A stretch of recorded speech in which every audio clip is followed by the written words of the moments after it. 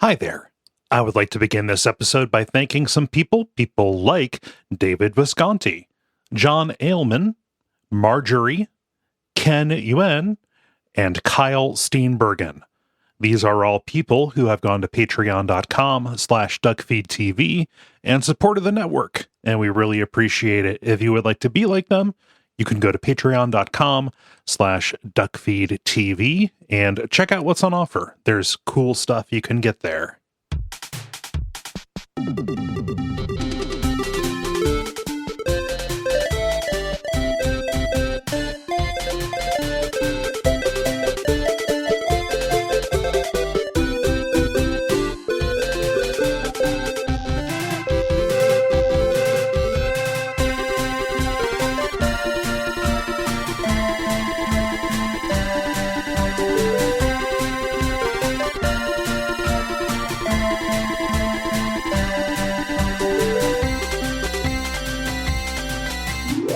My name is Gary Butterfield. My name is Cole Ross.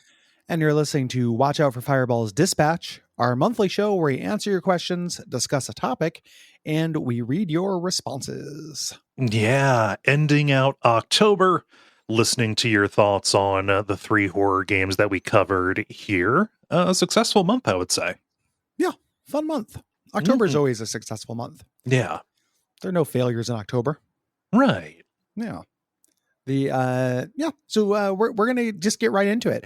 I'm gonna go ahead and get started here with Mr. Reciprocity, who says, since it came up in the Carrion episode, I thought I'd take a moment to file an amicus brief on behalf of Gary Butterfield and his use of the term alpha strike. I've encountered this term in the wild before, mostly during my intermittent dalliances with the MechWarrior line of games, a series I love on paper but only rarely works for me in practice. In MechWarrior, Alpha Strike refers to the act of firing all, or at least most, of your weapons at the same time, and by extension, the weapon grouping and or key binding used to perform this maneuver.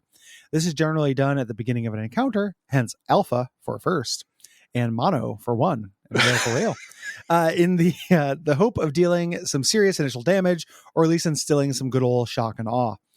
Once those opening volleys are out of the way, most of your beefier mechs will probably not get to deploy the full package again, as MechWarrior's monastic devotion to its tabletop roots means the rest of combat will be spent firing weapons individually or in smaller groups as you frantically try to manage their specific rates of fire, range limitations, ammunition, heat generation, target locks, and firing angles.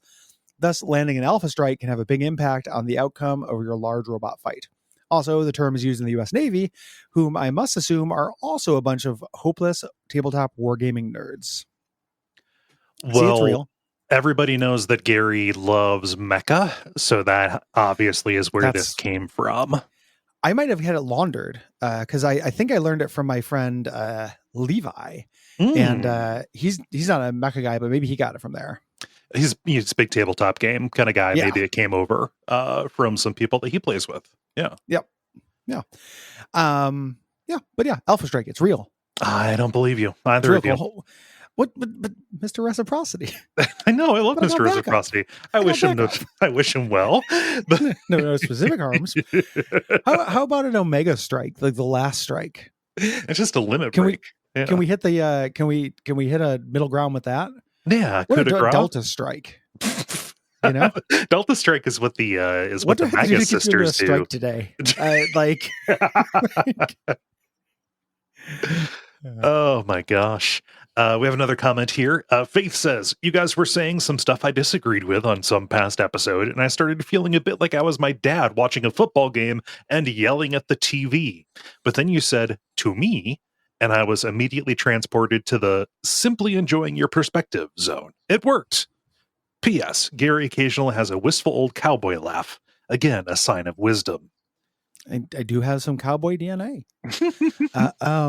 The to me thing is always going to be controversial. Mm-hmm. We talked about this a lot. Some people like it. Some people hate it. It's an instinctual thing that tends to get us yelled at less for stuff that ultimately doesn't matter in the grand scheme of things that much. Yeah.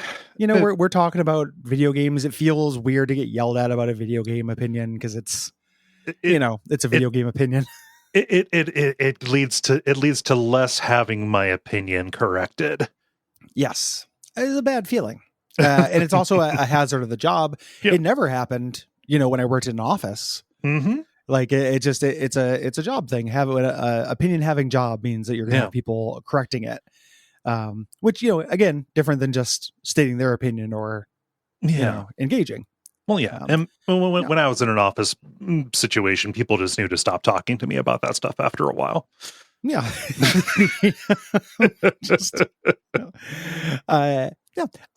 Rick says, maybe more of a topic, but I've noticed that the cycle for remastering and or rebooting previously released games has gotten a bit shorter. The most notable recent example of this is The Last of Us 1. I tend to only play games once, but I have revisited childhood nostalgia a few times with games like Ocarina of Time or Final Fantasy VI. I guess it can be fun to replay a game to put it into a more modern context and highlight the advances of design since its release. Personally, it's also fun to reach back into parts of my life and just use the game to stir up older feelings and nostalgia. But this shortening cycle of revisiting games seems like it caps how much could have changed since the original release. What are your thoughts on the value and purpose of a studio revisiting a property in this way? Likewise, even if a game hasn't been updated, what are you looking for when you come back to something familiar? Yeah, we've talked about remake stuff quite a bit. Yeah. And to me, a lot of this just comes back to a game from 10 years ago doesn't feel as old as a game from 1992 would have felt in 2002. I don't know how to describe the shape, but yeah, the differences between console generations are shrinking. Like, even though they're significant, they are shrinking. There's less difference between a PS4 and a PS5 game than a Nintendo and a Super Nintendo game. So it's weird. Like, The Last of Us almost spoils this conversation. Yeah. Because it's so obvious that it's ridiculous. It's like when I talk about Kojima and Quiet, like that is the ultimate nuclear option for that that conversation. Like, nobody can argue with it. Nobody can argue with The Last of Us being remade this many times being fucking silly. Yes. And just even this was true when they put out the PS4 remaster from it. So the fact that they just keep doing it, I don't know who's buying them. Same. I'm not looking for anything from these, because if a game is only a couple years old, I don't want a remaster of it. Like, the only thing, we talked about this before on the show too. The main thing that it can do, I think, is preservation and unlocking something from a system. Yes. Like a Bloodborne remake would be cool, not because you can't just sit down and play Bloodborne. I can just play Bloodborne. It's great. But because it would stop it from being, PS4 exclusive, PlayStation exclusive. Like, if they made one that had a PC port, that'd be great. You know, it was cool when Demon Souls got a remake, because the PS3, people don't leave it hooked up, because why would they? That's the good part. And just this nonsense. And that's why you hear relatively little grousing about Nintendo, doing a deluxe version of like Mario Kart 8 or a deluxe version of, Pikmin 3 or whatever. Like, any of that just, rescue boat from the sinking Wii U. Like that's kind of the best case scenario for this kind of thing. And otherwise they tend to keep their powder pretty dry in terms of the distance. Like, the remake of Ocarina of Time is significantly better because there were big, advances. There haven't really been big advances since the PS4 version of The Last of Us 1. Right. So yeah, it's silly, and I don't really get it. When I go back and play something I had played before, it's the same reason why we'll watch a movie I've seen before or anything like that. Like, you appreciate it with new detail, and then you sometimes it's just to feel like, I know I like this. It'd be fun to do this thing. I can't keep perfect memory of anything that I've done at all times. So even a game that I've played a bunch of times, if I go back and replay it, I usually am remembering things that I'd forgotten about. Yeah, it feels a little bit like experiencing them for the first time. Yeah, similar. Yeah, I feel the same way. Let's see here. Randall writes another game question here. Just been thinking about licensed comics lately.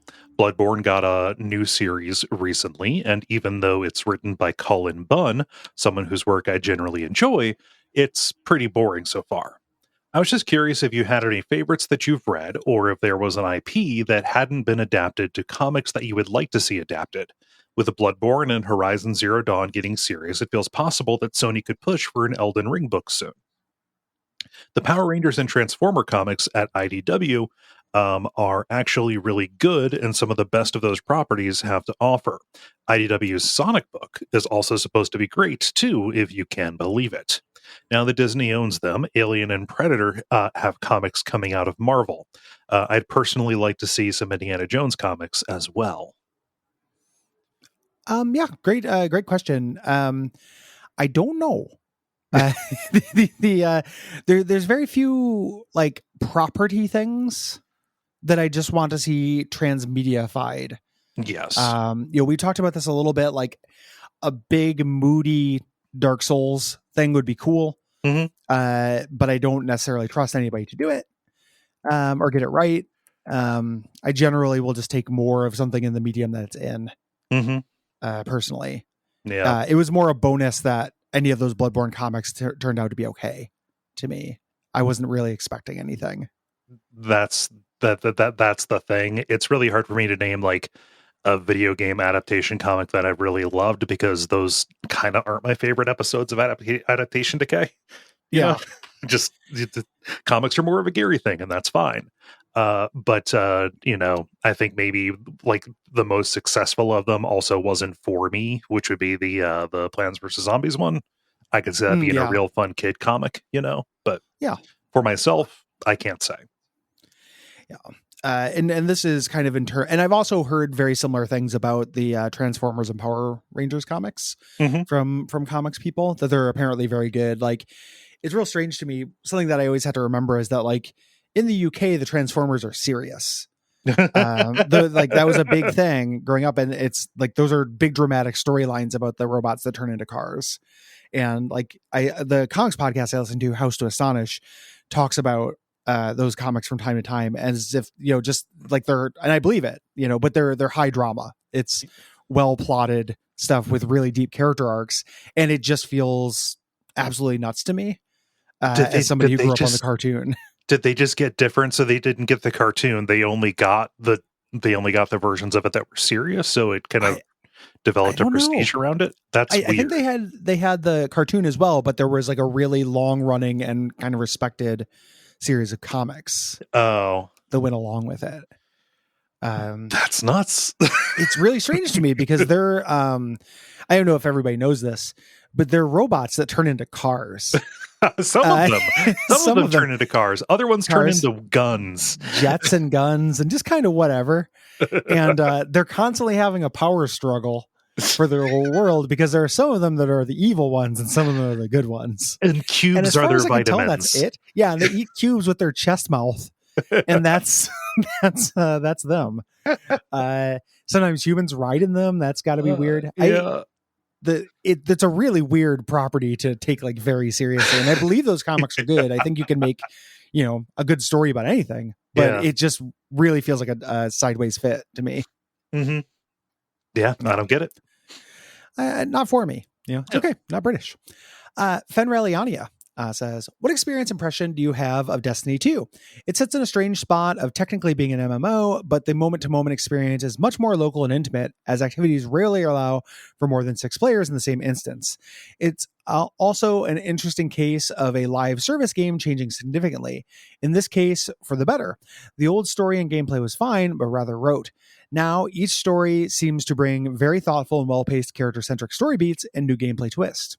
We recently discovered we're plural, which means we have multiple people living in one body, previously multiple personality disorder. The last season of Destiny 2 delved into a lot of ideas around trauma, grief, guilt, etc., and also has very clear parallels with plurality. In the same period of time, we watched Moon Knight with our also plural partner, which unsurprisingly drove us both to sobbing tears. So much of these stories hit so hard through the lens of our new identity in a way that they never would have before. Have you ever had a game or other piece of media coincide with your own life events or self-discovery in a way that hit hard? The first question is easier for me. I knew I wasn't like Destiny wasn't going to be for me, just based on it being a multiplayer shooter game. And then I picked up like Scuttlebutt and listened to people talk about it and kind of, understood the general vibe Mhm. The Pulse. And my understanding of a lot of Destiny 2 is that it's just fun to shoot stuff with your friends. Yeah. This is the first time I've ever heard anybody praise the story Yes. of Destiny 1 or 2. David on the level talks about the story quite positively as well. I'm happy other people are happy with it. Like the majority of people that I hear talk about playing it begrudgingly. So it's There's an extra credits video a while back that described it as Law and Order or something like that. Like it's just going to be good enough. Right. You watch it because it's on and it's good enough. Like I just need to make a couple hours go. Yeah. Here's a way to do it. Which cool. Like everybody needs their version of that. Yeah. Mine is, janky simulator games. It's fine. The other one, I've got a quick answer for this. It's not a game, but shortly after my first grandparent died, my grandpa on my dad's side, Chris said, you need to watch the movie Big Fish because it's going to destroy you. Okay. And I did, and it did. So there we go. Huh. I've not seen it since, but that particular story, about a grandpa with the big stories passing away in that last sequence, I was kind of like right and primed for it. It was basically like I was on an airplane. A little bit. Yeah, captive audience. Yes. Firing squad for that emotional bullet. Yes. Yeah. Haven't watched it since. Can't speak to it. It's later period Tim Burton, so probably not great. Yeah. But yeah. Also, the first time I ever heard anyone say something good about the Destiny story, and the first time I ever heard anyone say anything good about the Big Fish story. Mm-hmm. This is revelatory. I will have, for me, the closest thing to this is that if I'm in the wake of like a breakup or something, I will sometimes have a really emotional reaction. One of the ones of these, and this doesn't speak great of me, but I'll say it. So I got into, in the last couple of years, I got into a band called Game Theory, who are an 80s kind of art pop band, who I like quite a bit. And they have a song, one of their, like, they never had a hit, or else you would have heard of them, but like one of their songs that was like a college radio, got some college radio play they have, is called Throwing the Election. And in my last relationship, which was not great, I'm no longer in that relationship, not to get too much in detail about it, but my interpretation of that song, the thing I got from it was this feeling of, this isn't great, but this is the best it's ever going to be, and I'm out of chances.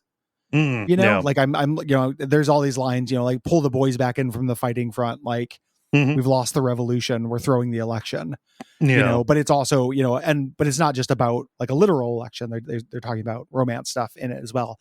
And that really resonated with me after I kind of realized what was going on in there. It's not identity focused or anything like that, but that ended up feeling weirdly resonant to me. And then that term worked its way into my head as a bit of vocab, like, that's a thing. If I could go back in time and talk to my younger self, I'd say like, hey, don't do that. Like, you don't need to throw the election right with this stuff. So, and I think that's generally good advice for almost anybody in any situation. It's not like, don't settle, like, oh, why shouldn't I have the best? But you don't have to settle for toxicity or something being bad for you. Right. Just because pulling up to something new, it would be further be cost. Difficult, and also maybe that wouldn't work, or maybe you won't get another chance of it, but you don't get to know that, so you shouldn't think about it. It's always going to be a black box. You don't know how many chances you're going to get. Nope. So none of us do. Yeah. Will says, or asks rather, it's possible that this was mentioned on a previous dispatch, but Cole has alluded to playing a few WoW games on his retro handheld. What model is it? I've been lost down that rabbit hole for a few months, and I'm curious. I'm not currently in the market to buy one, but it's a fascinating space, and I keep up with it as a hardware and engineering enthusiast. Do you have any strong opinions on the explosion of affordable retro handhelds? It's a weird sort of product where designers can assemble hardware using byproducts from the extensive consumer electronics infrastructure while relying on the vast sea of existing official software and hobbyist emulation code as the real product and marketing. Yeah. Do you have I have a bunch of these. Okay. I don't remember, or I've bought several of them throughout my life, I guess is a better way to put it. I Mhm. have one now. I haven't loved any of them. And Right. I don't remember what they're called because I haven't loved them. Do you have a good answer for this? Like a go-to? So the one that I have, I just looked up what's the nicest one at the time that I was buying it, figuring, okay, yeah, I'll just get that one and rely on it for a while. It is the Anbernic RG552. It's a little smaller than like the Switch and has a very nice screen. It has been fun to poke around with, and I have played or at least like made progress on a few different WoW games while trying it out. But I also don't love it to the point where like now that I have a Steam Deck, which we'll talk Mhm. about later. But now that I have a Steam Deck, I am going to be like looking at getting emulators and stuff for that just to see how that works out. Battery life may be a concern, but like with the RG 552, it's been a lot of messing around with firmware. It's been a lot of okay, I loaded all these games on, but the whatever version of I don't know, RetroArch is loaded in this isn't recognizing it and putting in the right folders. It's a lot of like fiddliness if you want to do anything besides play link to the past, or like Yeah. something real out there. Yeah. Yeah. It's so basically the same. Yeah. Like I've always been in the market for one of these. And again, like I said, I've bought several of them, but I think I'm probably just going to try to turn my Steam Deck into one. Hmm. Yeah, and that's going to be fine. Yeah. I've heard that it's really good with that, and I like the form factor. And battery life might be a thing, but also, as we joke, when am I playing this away from an outlet? Right. Right. There's I'm not on the go. Hmm. That's always been a lie. Yep. So the idea of just like the one of the things when I have fucked around with one of these things that has really jumped out to me is how much I value things that just work. Yeah. And it's a weird thing to say because I like PC games and those tend to require some more fiddling. Hmm. To me, the trade-off is better, or is worth it rather. But when you start getting into like, here's my custom Raspberry Pi with a bunch of different arcade games on it, and you have to download the Capcom MCC2 chip Yeah. emulator for these specific games, but the MCC1 chip for these specific games and stuff. It short circuits me and I want to die. Hmm. I just need it to work. There's a degree that I'm willing to put in Hmm. things. Like I just went recently, and again, we'll talk about all this later, futzed around with my Steam Deck to connect it to my GOG and Epic accounts. Hmm. There's a way to do that. And that was the limit of what I want to deal with. And that was Yeah. downloading a program in desktop mode. Like I do not like fiddling with things. It's not fun to Hmm. me to fuss with stuff. Yeah. Generally. Yeah. So for like emulation, I have never found anything better than OpenEMU on my Mac. It's fine sitting at my computer to play those games. I have, I have like a nice 8-bit do SNES controller with multiple extra buttons. I just ordered because Sega Genesis emulation is a real pain in the ass with an SNES controller. I just ordered like the M30, which is like a Sega Saturn form factor one, with the 6 in a row kind of deal. Yeah, I've got no problem just using OpenEMU. That is a good enough experience for me. The retro handheld was like an attempt, and I'm not sorry that I spent the money, and like the firmware keeps getting upgraded, so maybe there's going to be a new feature that gets it better. You go any further into like Mister or like analog, anything with FGPA kind of programming, where it's like emulating stuff or mimicking hardware, down to the chip level. I have an admiration of that from afar, but it is not something that I have engaged with any more than just like look, seeing, oh, what are all the pieces involved? What's the process of putting that together? And that satisfies my curiosity. And I say, go with God. At some point, it's a hobby. Yeah. So similar to how like, people talk about the game of Oblivion is like modding Oblivion. Yeah. Like at a certain point, fiddling with all the little levers has to be fun in and of itself. Yeah. And I don't regret buying those things because I'll probably like, I've got a friend with some kids and one of them's a cool, precocious kid who's into electronics and stuff. Yeah. Probably going to give it to him for a birthday or Christmas. And that'll feel great. Yeah. I give my old tech stuff to my little sister. Yeah. Just like, hey, do you want this? Yeah. There you go. Like I can't resell it. That stuff gets obviated so quickly. Yeah. But it's no skin off my back, and I'm still looking for a solution. So yeah, a project is fun. Yeah. Sean says, hi guys, first time writing in. Just want to thank you for giving me what I've wanted for years. Deep, long discussions on games. Most pods have to fit into whatever is current. And as a result, we often get review podcasts, which touch on the first few hours of a game. That said, I'm playing Divinity Original Sin 2 for the first time and was delighted that there are around 8 hours of podcast waiting for me to listen to as a reward for finishing the game. That said, here's my question. Are there any games, minus the Souls series, that you spend more time consuming media related to than actually playing it? I'm typing this comment at work right now while also reading build guides and planning my party for Divinity Original Sin 2, despite having only 3 hours under my belt. Another game that comes to mind is BioShock. I don't particularly enjoy playing it much, and its gameplay does not resonate with me. But whenever a YouTuber or a podcaster I like covers the game, then I am incredibly eager to see what they have to say about it, despite it not being something that I like interacting with directly. Hope you guys are well, Sean. I'm well. Yeah, no, I'm doing all right. Yeah. I mean, there's no like specific game that I can say for this, but like big ones, especially more novelistic games, stuff we talk about all the time, Disco Elysium, Pathologic. I get the urge to replay it those an awful lot, and then I just decide to go on a wiki dive or just go poke around on a TV tropes page to remind myself of like cool stuff that happened in it rather than engage. But that's about as far as it goes for me. Yeah. I do this. It's rare that it's something that I don't play as well, but I will, depending on the mood strikes me, like I will do this for any major CRPG, like look at builds and stuff.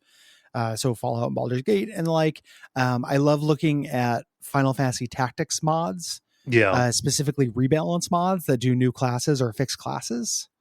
I find that endlessly interesting. So I spend more, I love Final Fantasy Tactics. I played it a bunch of times, but I do that, more frequently, I guess, if not more by volume. And then the other thing, the real thing, this isn't a video game, but I spend tons of time looking up stuff and watching like YouTube about Magic the Gathering and not very much time playing it. Yeah.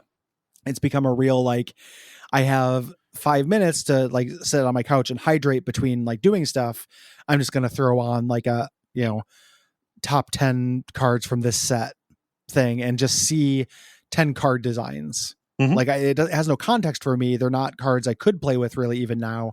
I'm not that deep into the hobby. I just like looking at design space for that kind of thing. No, that makes sense. Yeah. Makes sense. Do you want to do one more game question and then move on to other stuff? Sounds good. Yeah. This is appropriate for the month, but Mr. Mundus writes, over the past few years, small indie horror games such as Paratopic and Iron Lung have begun using dated PS1 influenced graphics as an aesthetic. Have you played any of these games? What are your thoughts on them and the trend in general? Yeah, I'll let you take the lead on this. This is more your bailiwick, I think. Yeah, it's a good trend. I think that a lot of really good stuff is done in that space. I think there's a little bit of stagnation happening, just as I think maybe the at least visual stagnation in terms of the development tools kind of being solidified. Like the Haunted PS1 Collective has like put out amazing just like dev pipelines and shaders and stuff like that to help people achieve that particular kind of look. I think that, the ground is ripe for them to move on to, whatever is next. I do not know what that might be, if that's going to be like stepping up to PS2 or if that's going to be like switching over to an old style kind of, Source Engine aesthetic, Who knows? It just kind of depends on what kind of gets there. I played some really good ones. Iron Lung is amazing. That everybody should buy and play that. That's by the Dusk guy, David Szymanski. It's a good bite-sized experience. Lost in Vivo is very good as well. First person psychological horror game that is not in the trap of you've done something horrible and this is your personal hell kind of deal. Yeah. Well, I'm listening. Yeah, there's a lot of really high cards there. That's not even like going into either collections like the Dreadx collection or the anything featured on the Haunted PS1 demo disc. It is a very good level of fidelity for getting super creepy atmospheric kind of visuals and sound across while still having interesting play. Yeah, I haven't played as many of them. I'm generally in favor of it, but I also I would say in a more broad sense, I just like retro style horror things. And I like mixed media with it. I think that like just doing the PS1 style thing is in danger of becoming stale. I don't want them to move on to PS2. What I would like to see are more things like Faith, which go to different generations and then also mix things. If people don't know, Faith is largely like an Amiga style game, like 2 color palettes, and then switches into these absolutely wild rotoscoped images, and the effect is incredibly uncanny and cool. I think that by like constraining yourself to a single aesthetic from the past like that, I think you're leaving a lot of cool contrast on the table. Yes. See also Horror of Salazar House, a couple of the different scenarios in Stories Untold that do harken back to older styles of play. I hated Undertale, but I love that the emboss got photoshopped in a different style. Like that's a great touch. Like I don't like that game, but it would be silly and ultra contrarian to say there's nothing good about it. Right. And I think that the soundtrack is obviously the number one impeccable thing, but then the that touch at the end is also, I think that's really cool. Yeah. Agreed. Yeah. Moving on to life questions, we just got one. Ethan says, this question is for Cole, the homeowner. I'm about to buy a house. Any tips for those first few days of moving in and getting settled? Yeah, a lot of the tips for this are going to be really similar to what you might have heard for moving apartments as well. Like, keep all of your mission critical stuff aside. Don't know what the logistics of your move are. If you're going in just one big truck, or if there's going to be a truck and then separate cars or whatever. Smaller trucks. Yeah, like each with one box attached to the back as like some kind of clown car or Shriner kind of move. That you got. Some kind of convoy of ants carrying all of your boxes individually. Yeah, but keep anything like mission critical as close to you as possible, so you can get that in there first. Mission critical being anything that you need for bathroom or for sleeping. Maybe computer stuff, things like that. Specific for a house, what I would say is double check and make like extra sure that you know where the water and gas shutoff valves are. Would be one of those things. You will. It's very unlikely that you will need it, but it will save your property and maybe your life if you end up needing it and know where that stuff is at. Bring a plunger. That is a huge thing. Like if you end up clogging, if one of your 2 toilets or something like that, or if there's only like one bathroom there, you're fucked because there's no landlord you can call. So bring toilet paper, bring a plunger, stuff like that. Also, you're probably going to have multiple keys for different doors, front door, back door, garage, things like that. Find a way to label those and keep them in one place at the start as you're going and accessing all those places. I used a styrofoam cup. Yeah. Have you called a landlord before for clogging a toilet? No, I've not. Oh, okay. It's like, hold up. That's next level stuff, man. This problem goes deep. Yeah. I can't imagine doing that. But it's just you don't want to be trapped. That's the thing. You don't want to be trapped. Yeah. Having a plunger, I mean, people say this about guns and they're wrong, but they're right about plungers, where it's like, I'd rather have it, not need it, than need it and not have it. Like, it's the ultimate thing for that. It's good to have around. Yeah. Also, don't hurry yourself. Give yourself lots of breaks. Like living out of boxes for a month is not terrible. If the option is get it done fast and be miserable, or go at your pace and not be miserable because your life doesn't stop when you're moving, give yourself some grace. Yeah. I usually pack a bag like I'm going on vacation. Yeah. When I move. So I have a backpack with a couple changes of clothes, my Switch, and toiletries. And that's not, I never put a toothbrush in a box. Right. To pack. Yeah. And just in case, so like here's an example for me. Identify somebody who, if you need to sleep over at their place for a night, if you'd be able to do that, you can. When I first moved into this house, we had like a little move-in party, and as my mom was finished up washing dishes in the kitchen sink, I was in the bathroom and I noticed that a bunch of like food water was backing up into the tub. Turned out the main sewer drain was completely clogged with a combination of roots from the trees outside and the paint that the flipper poured down the drain. Oh, yeah. And so my entire basically no sewage in the house. So for the first 2 nights that I like inhabited this house, I had to sleep at my parents' because it's not technically a dwelling if there's no place to make the shit go away. Yeah. Or if it's just going to come up under the sink. Right. Or wherever. The whole, you don't want like a Benny Hill Chase scenario. No. When you put something really down a drain. Like, yeah. It just like it's Mario's fucking hotel in this shit. It's gonna flush down some elevator action, and it's gonna Scooby Doo chase. Oh no, it's coming out of this one. Yeah. And now you're chasing me. What? Yeah. What does Andrew say? Andrew, this is a media question. Thank you. Says, in honor of the spookiest of months, what is a piece of media that everyone finds super scary, but you don't? Also, what is a media that isn't generally considered scary, but really fucked you up? As a kid, I actually saw Baby's Day Out. And one of the guys stomps on another guy's crotch while it's on fire, then says, "You burned down the only tree in your forest," which I find tremendously upsetting to this day. Weird line. Like a forest is not an accepted crotch term or anything. It's not a forest if it only has one tree in it. That's a real weird line. I mean, wherever 3 or more trees are gathered in my name, that is a forest. First part, Exorcist.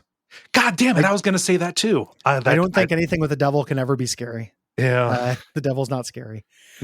Demons, Haman, that's scary. King of Hell, that's not the devil. As soon as it's like actually Satan though, and Catholicism is involved, I'm out. Yeah, I don't give a shit. Yeah, I don't know if I saw it too late or what, but like I was like, those are some cool effects, and like that girl is saying and doing some upsetting things, but I am not like, this does not make me dread. This does not send it does not send the feeling into the real world for me. Yep, I am not in danger here. This is make believe. It just like screams that at me. Yeah. As for the other one, stuff that like really fucked me up as a kid, I don't know about like not considered scary, but to this day, I still can't/won't watch the Pet Sematary movie from the 80s or 90s or whatever it was. Oh yeah. That is specifically against the question because people find that scary. Yeah. I don't know. That's something you found as a kid that fucked you up. Yes. Yeah. Oh no, I guess that is something that is not considered scary. Yeah, that doesn't count. Yeah. Try again. Well, how about you? How about you go while I try and think about it. This throwing 6 boomeranged on me. Yeah, I don't know. Like I watched a lot of fucked up kids movies as a kid, but they weren't. I guess I mean my answer is all cliches. Like a bunch of stuff in the Neverending Story was scary. Yeah, to me. Like the swamp is scary. The Southern Oracle was scary. Here's something that nobody thinks is scary that I thought was scary as a kid and still think is scary. I've said this before, but it's a good answer. I think it's the restaurant they go to in the Goonies. That fires my Innsmouth. Okay, Feelings yeah, like yeah. you're in a rundown seaside restaurant, like the people are hostile for no reason. They're giving you like filthy water. Mhm. You know, it's played for comedy when I watched it as an adult, but as a kid, it made an impression on me. And I've always thought it's a really scary concept. Mhm. Yeah. Yeah, my answers would be cliches like Large Marge from Pee Wee's Big Adventure. Oh, like Mm. a gag in Pee Wee's Big Adventure that I did scare me when I was little. And again, Hmm. just really little is the when he goes to the magic shop and the guy says, "Do you want a Oh, yeah. shrunken head?"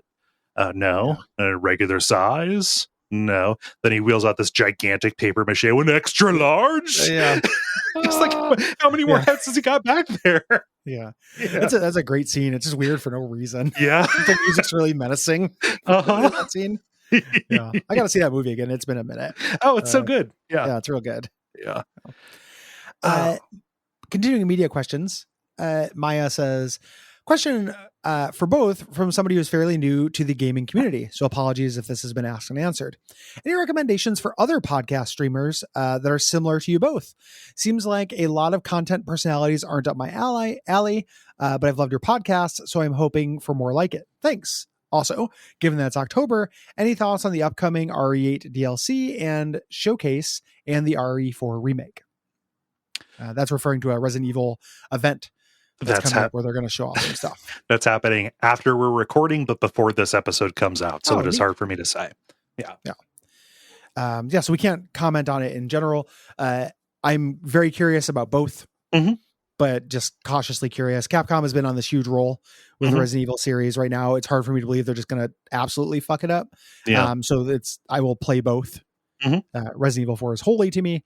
It can be unnecessary and still worth my time. Yeah. Is my opinion on it. Yeah. Same.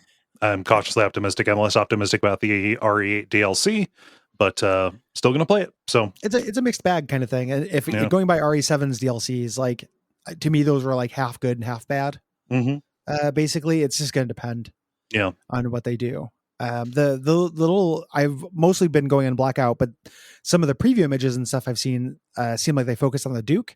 Like they might be reinstating that kind of cut concept and content about the Duke being another one of the lords. If that's the case, if it's just another spoke off that main thing, I'll be a pig in shit. Like I think that's a great idea. In terms of other podcasts that are like us, it's a very hard thing to answer. It sounds braggy. I like to think that we bring something unique to this. There are other podcasts I like, but none of them where I'm like, oh, this seems like me and Cole. Yeah. That doesn't happen so much for me. I also don't listen to or watch a lot of gaming media anymore. Like I really don't listen to gaming podcasts. like outside of like occasional like retronauts when I'm interested in the topic, you know? So this is this is hard to say. What I would say is like there are any number of podcasts that have been made by fans of ours. Like people have gotten together and started making shows. So like one of those would be like every FN Final Fantasy, every FN FF is one specifically that I know that has kind of a similar vibe. Are those our guys? I didn't know whether those were people who Carl Germ is nice. Yep. Also a collaborator with Illusory Wall. I don't. There are other ones I like. These are answers I've all given before. One of the things when we started the podcast, one of my goals for Rapport was the HP Podcraft Literary Podcast. That's about an entirely different subject. But I think they have a similar mix of goofs and not goofs.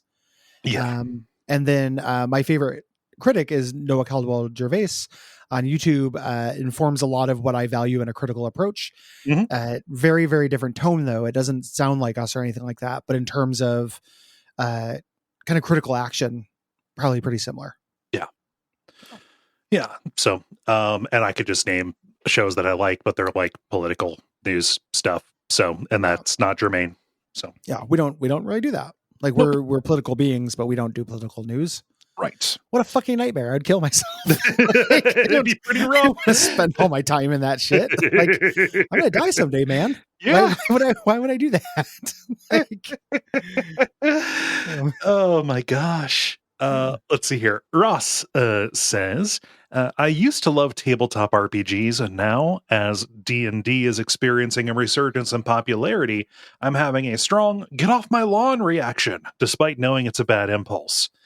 Have you also had to grapple with your own gatekeeping impulses or feeling abandoned by a culture you once felt included by/in? Uh, for me, no culture.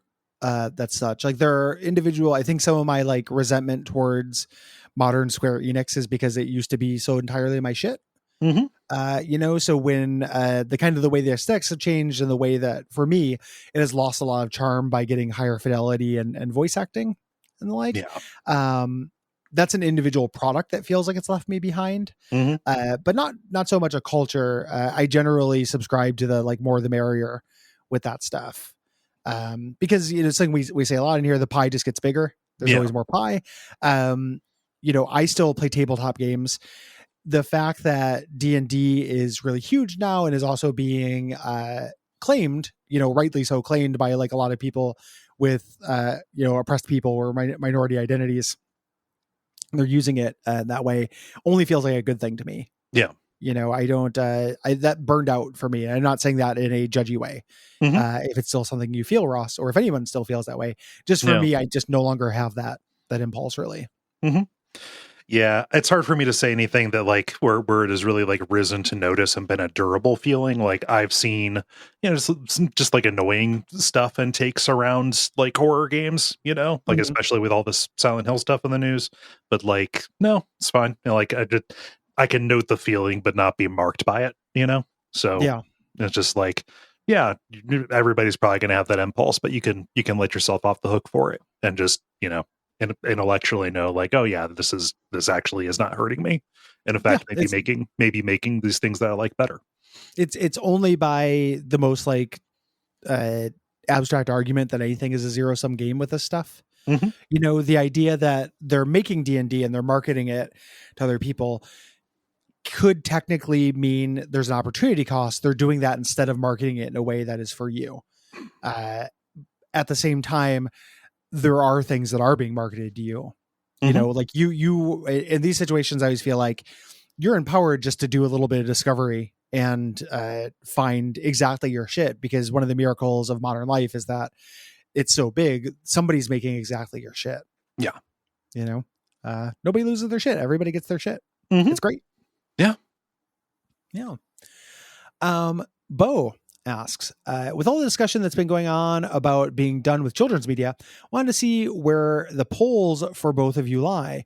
What are the most childish or lowbrow things you adore? And what are the most sophisticated or highbrow? Bonus cool question.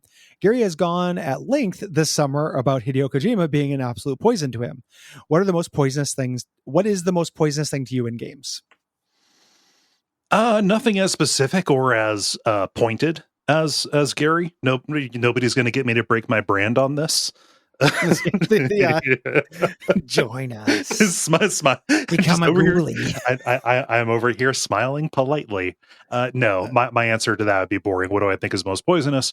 Market forces, the constant, just let's say, argument about dollars versus time and the pressure to keep games so cheap that people can't actually make a living selling them.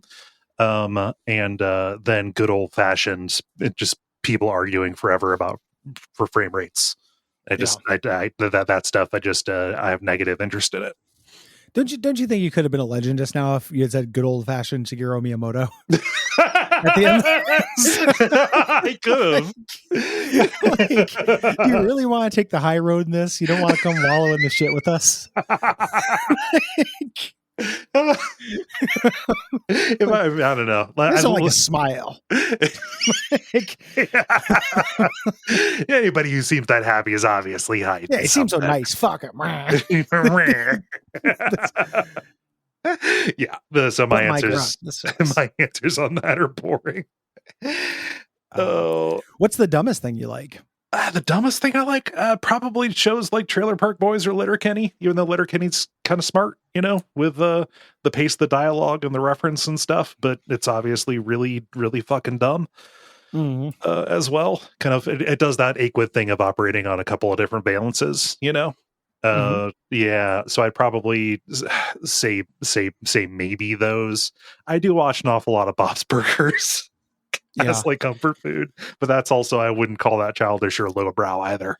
It's not lowbrow, but it's definitely not highbrow. Right. Like I'm operating. I watched more Bob's Burgers recently. I'm operating under it being the platonic ideal of a mid. Mm-hmm. Like it's one of the most mid things I've ever seen. Mm-hmm. It's rare that like I never crack up. Yeah. During a Bob's Burgers, I like it and I'll smile a lot, and that's valuable. But I'm never like losing my shit. Mm-hmm. You know. But I'm also not like annoyed as hell or grossed out or anything. Yeah. You know, it's a real cruising altitude kind of show. Yeah. The answer I would have said like a few years ago would have been Jackass. Mm-hmm. But I've to come around and I now think Jackass is smart actually. Sincerely, like I just, you know, there's cleverness to all of this. The real answer is listicle entertainment. Oh shit. You're right.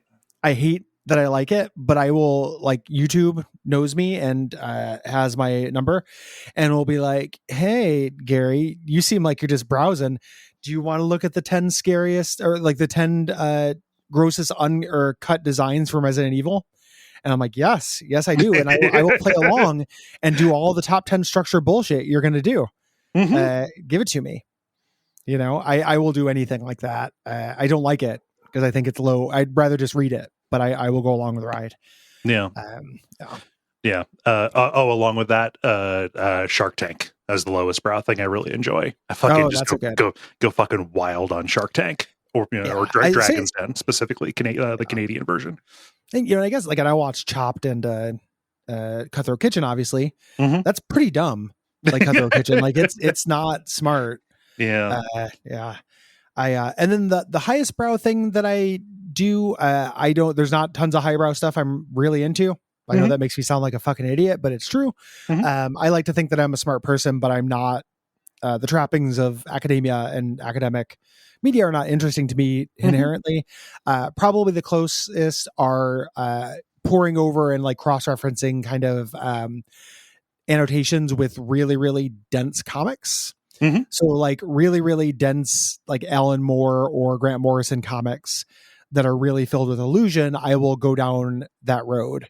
Yeah. You know, so like I will read the Invisibles with a kind of a libretto with it and then look up source material and kind of like see these connections of the obscure, you know, 17th century magicians and all the shit that it's talking about. Yeah. It's probably the closest thing I do to anything with like real intellectual rigor.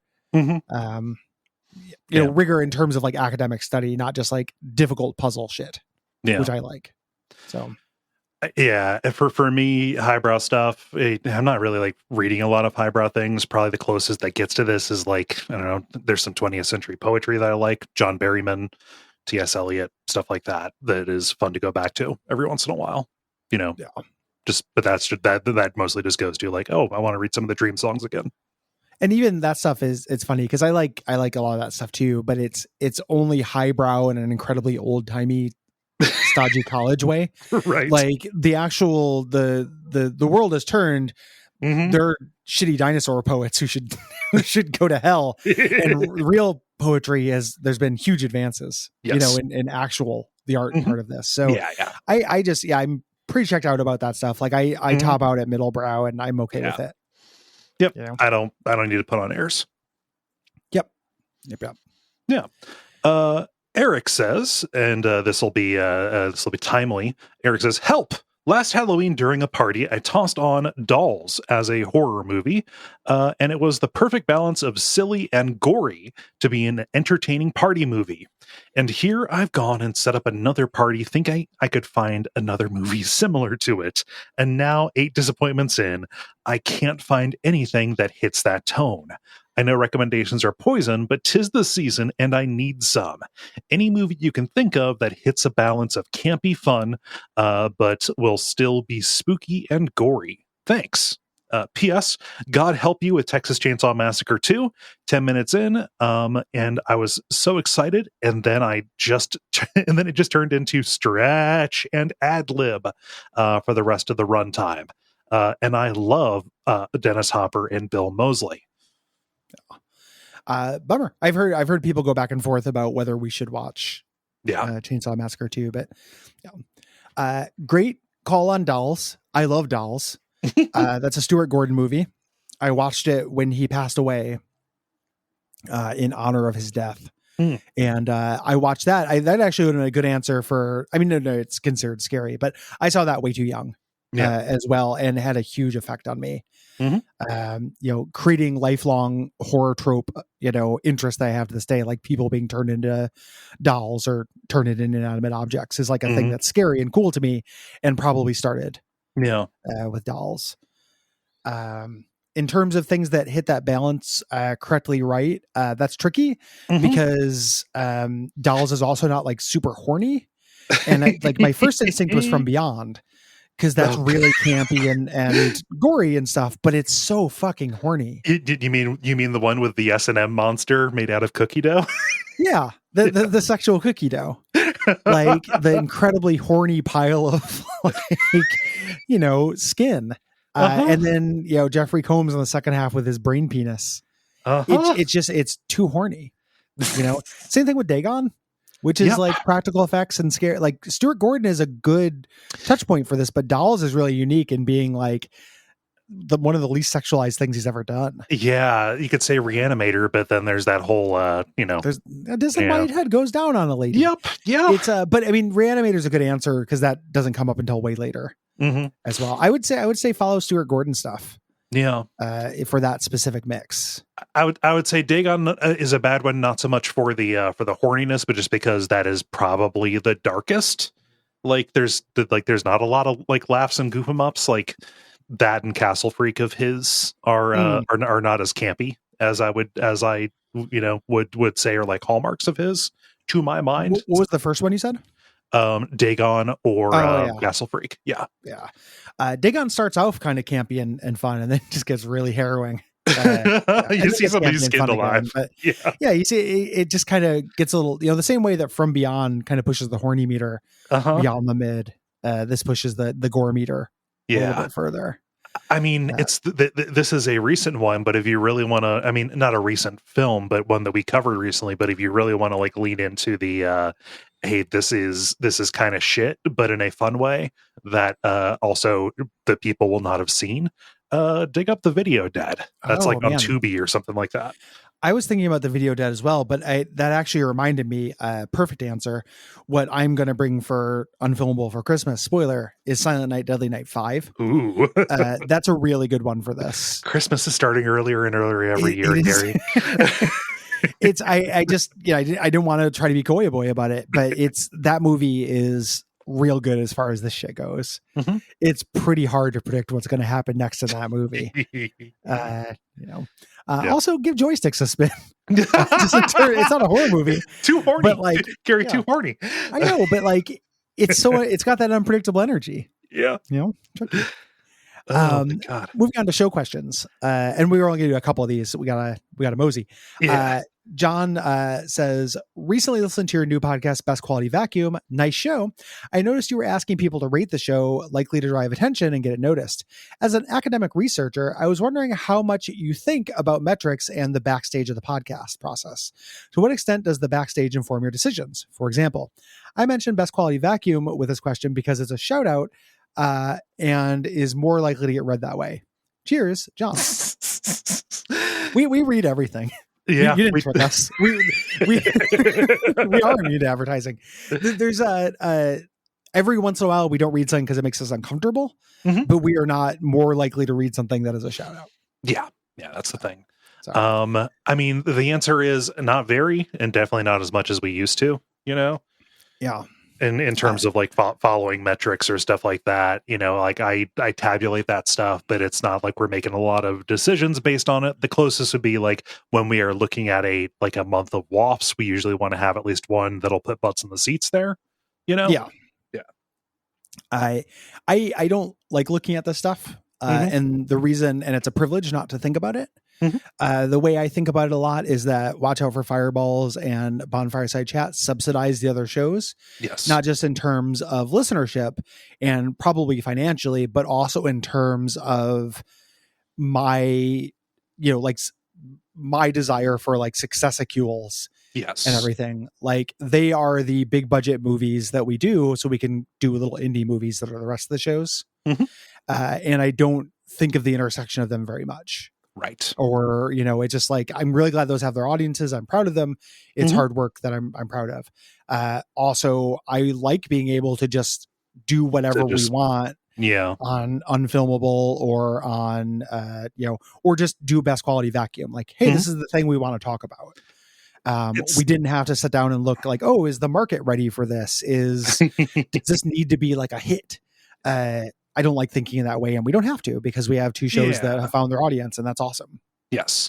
It's, you know, the thing that I love most is being independent, you know, and, you know, if we had like, I don't know, a podcast holding company over us that, you know, was having us make decisions based on that kind of stuff, that would suck. And I don't want to kind of diagonally back my way into that situation.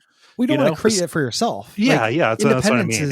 Yeah. Like independence is really interesting. Like, you don't want to make yourself make like market forces your boss. Right. They're always going to be to a certain extent. Right.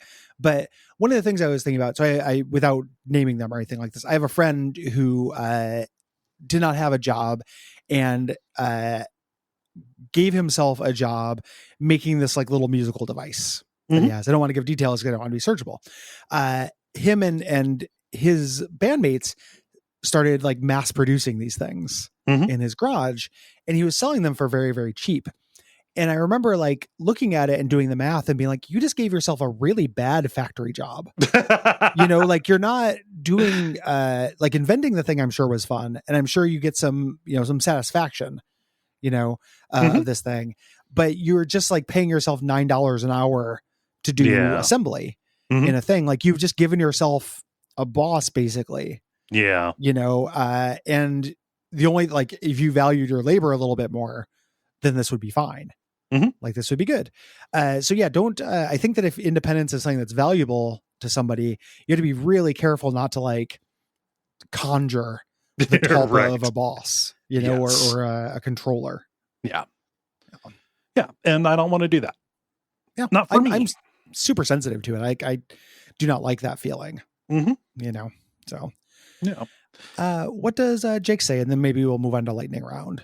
Let's see. Jake says, hi guys. My question is, do you have any advice for content creators who may be just starting out in the podcast and streaming world? Like general philosophy you found helpful, or tech tips, like what software and hardware you'd recommend? More about how to have fun rather than how to compete these days, if that makes sense. Love the shows and thank you for your hard work. It's appreciated. Yeah. I feel like as I'm happy that they're not asking about like, hey, how do I grow an audience or succeed? We have aged out of being able to answer that question. I think we never had a good, an especially great answer for that. But I do not feel confident saying anything other than start a retro games podcast in 2011. Yeah. There are things about it, you know, that are advice we've given a bunch of times. You know, keep a regular schedule, interact with your audience, have a selling point. That's I always go back to that. Like, it's really tough to just be like, me and my friends jaw about games. The show, like, that's a real tough sell. Yes. Now, whereas like if, for example, there's like several YouTubers who chronicle speedruns. And one of them I recently came upon, just does it for old adventure games. Okay. And that's awesome because nobody talks about that. Nobody talks about those games, and nobody talks about speedrunning them. They're weird games to speedrun. But there are all these weird eccentricities and things, and intricacies in speedrunning, like King's Quest 7. Yeah. With unskippable cutscenes, total nightmare game. That's cool. Nobody talks about that. So you know, they've got a hook. Yeah, specificity is good of topic. I think also like that makes it a lot easier for you to figure out what to do next. A big problem, you know, with any kind of creative thing is like maybe you've got like 4 or 5 topics for whatever you're going to be doing, like in your head and planned out. But then when you reach the end of that, the stuff you make afterwards is going to be harder because you're going to be reaching for what you want to do. Having specificity of mission gives you kind of rails to kind of follow along and find something, find something else that'll be cool to do, rather than just kind of being general and coming up with whatever your call-in show is going to be. Like a logistical thing, but if this is something that you are doing with other people, go as far out of your way as you can to set a regular recording time, as in like, all right, recording is this day at this particular time, rather than needing to schedule it anew every week or every few days, regardless of how you do it. The more people that you get involved and the more people that you're trying to like work out a schedule and availability for, that is going to wear you down. That is going to like acid. That's kind of a general, when you had in the question where it mentioned different philosophical kind of things to it. That's a big one. Like identify friction points, and you have to be really kind of honest with yourself about what you can handle in the long term, like what's worth it. There's going to be things that are a pain, in any pursuit. You have to be really honest about if this is the kind of pain that is going to eventually, wear a hole in you, like erosion, or if this is something you can weather. The other thing is, this is a cliche, but it's true. Like, have fun doing it. Like if it's not fun, like if you give yourself a remit and it just you don't want to do it, like it's not fun. Like when you do it, it's not fun to do every time. You thought it would be fun, but then you ran into it. Once the boots hit the ground, then it was bad. Yeah. That happens. That's really, that's really understandable. Yeah. Right. Like, and but yeah, you want it to be sustainable and make it a thing you want to do. Have fun. Yeah. Making sure that it's fun. I mean, just see the previous conversation about not inadvertently giving yourself a boss, Yes. Like, yeah. You don't want to dread coming into work. The whole point of creative, making it in any kind of creative field is not dreading, or at least to my opinion, it's not waking up hating what you have to do. Yeah. I spent most of my life waking up hating what I have to do. The goal was to not do that. Yeah. And then technology wise, like we've said this before as well, if you spend any money, do it in a microphone. You don't need to have an incredibly fancy setup. Just to start, it will feel bad if you spend a lot of money and then end up don't liking it. It will also influence feelings of obligation. Like it will become kind of a boss. So if you're going to put money in, get a decent microphone. Other than that, though, spend little or no money for a while. Yeah. Until you're sure that you want to do it. Not necessarily until it starts making money. It doesn't have to pay for itself, but until you're sure like it's going to be a fun hobby. Yes. Yeah. As far as software goes, Audacity is good. Check out Reaper. There's a free version of that I've heard people enjoy. You don't have to go automatically to Logic Pro or Pro Tools or anything like that. But free tools are available for you. Yeah, at least while you're getting your feet wet. That's the way to do it. Yeah. Lightning round. This is me or you? This will be you, actually. Yeah. All right. James, I'd love to hear a discussion about Scorn, which just released. It's good. I like Scorn quite a bit. I streamed about 4 hours of it this past weekend. I understand people's complaints, but I do not care. Fuck it them kids. It is my hole. It is made for me. It is fucking gorgeous. The puzzles have been very good. The combat, people are saying, oh, there is not enough combat, or the combat that is there is very bad and frustrating. I don't know. It feels like a survival horror game to me. And so also, like, people say, oh, there's no story, you're just kind of going around doing stuff. That's sweet. I like it. There doesn't need to be like people talking to me. Like if this was a talky game, that would make it worse for me. Scorn rules, might take a shit in the back half or whatever, but right now I'm crazy into it. No, for me, the plays frustratingly, has cool aesthetics and other stuff, is a currency I have to be careful spending. So I'm waiting. Yeah. Perhaps someday, if we get to the end of this, I'll trust you. If you're like, no, this will be worth it. Like, let's do this for the show, but I'm not in a hurry for it. I think I'm less driven by Geiger visuals than some folk. Yeah. I like puzzles, but I'm not super into like the everything's a prehensile mood penis kind of thing. Like, I also think a good deal of the discourse is misset expectations as well. I think the reevaluation on this, like once this initial backlash gets out of the way, is that this is going to be a landmark one. Oh, and yeah. Time will tell with that at least with the reevaluation. But yeah, if you have Game Pass, that's a no brainer. Dr. Wen says Star Citizen just recently hit $500 million in funding and is still in alpha after about 11 years. What are your thoughts on Star Citizen and what it's become? It is incredibly bleak. No, I don't know any. All I know about this is basically that reputation, but I've never been like I should learn what this actually is. If I don't know what a screenshot of Star Citizen looks like, I don't care. It's weird. Like Matt Colville, who's a YouTuber, I like plays it every once in a while and talks about it, and I just ignore it because it's just like this doesn't seem for me, and it's discoursey, and I just don't want to put my hand on the fire.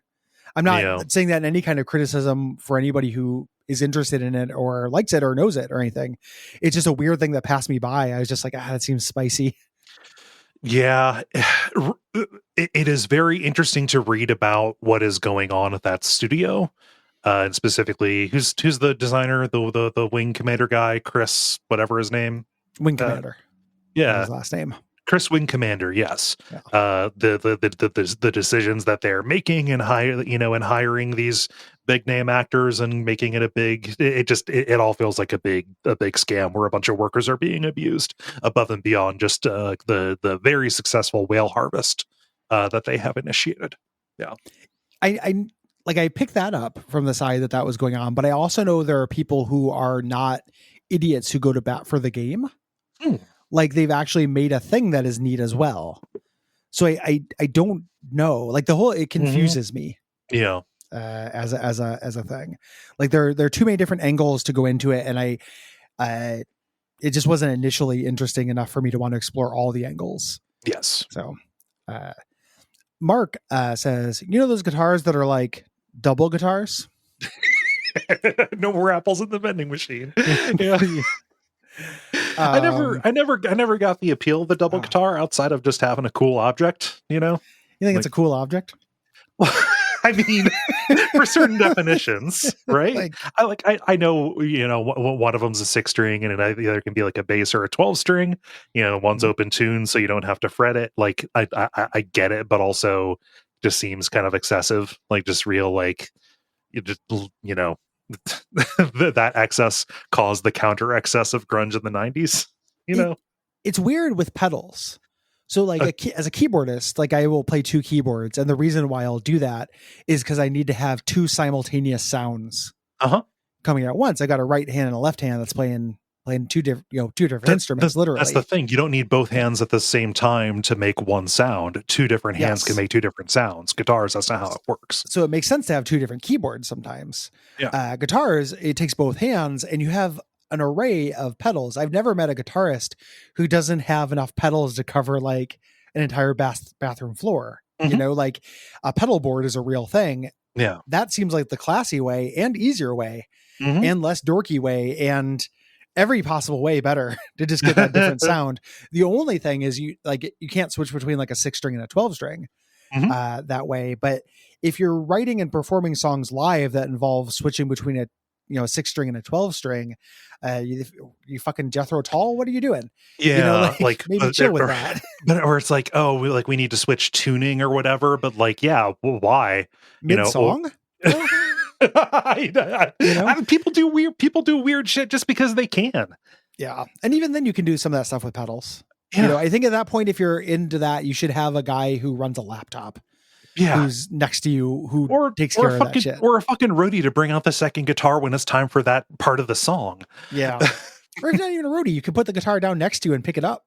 Oh, that's too far. Write your song in a way that has a space for that. I don't know. It seems like there's a lot of options to not have to resort to a double guitar. Personally. It kind of seems like a brute force way to solve a problem that you mostly made for yourself. It's also, I think, the dorkiest instrument. I mean, it's so dorky that it's a joke in Spinal Tap that there's a 3-necked guitar. Yeah. Yeah, it's really nerdy. Like, I don't know. If it wasn't so expensive, it'd be very funny for Andrew, who plays guitar in Modridge, to like show up with one. Like, we use a 12-string guitar and we have to switch out between songs sometimes. But if he was just like, "Hey man, check it out," get a big laugh out of both of us. Like, slay the room. If it was just okay, just 2 6-strings tuned the same way. Just here you go, man. Check it out. Pretty cool, dude. Pretty gnar. Yeah. Also, just seems uncomfortable. Like it's extremely uncomfortable, man. Reaching down to that lower one, like, I don't know, wrist angle is pretty important when you're fretting. Yeah. You know, yeah. I don't know. No part of it seems good to me. So we do know those guitars. We don't like them. Yeah, we cannot get them with the school's oil money. Yeah. I had to point out, no apples in the vending machine was not school oil money. That was Homer at the I know. thing. Very well. I love this username, so I'm just gonna say it. Matt Bixler, hello.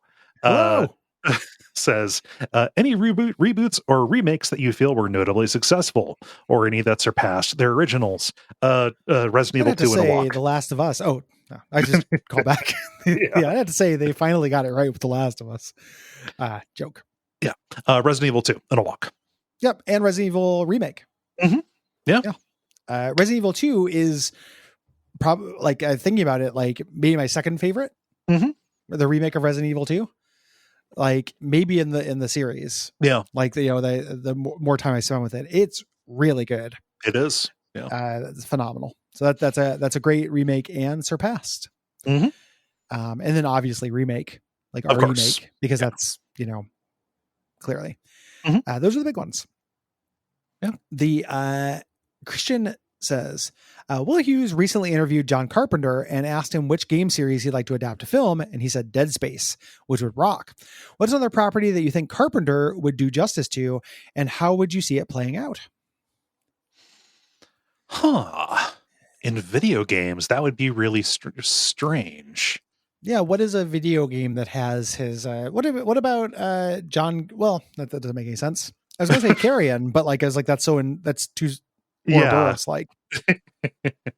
Yeah, Carrion would be just a little bit too much.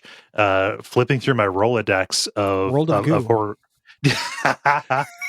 It's tough because, like, any of them that I could say, like, oh yeah, totally do this, already quote Carpenter enough that it would be also Ouroboros like.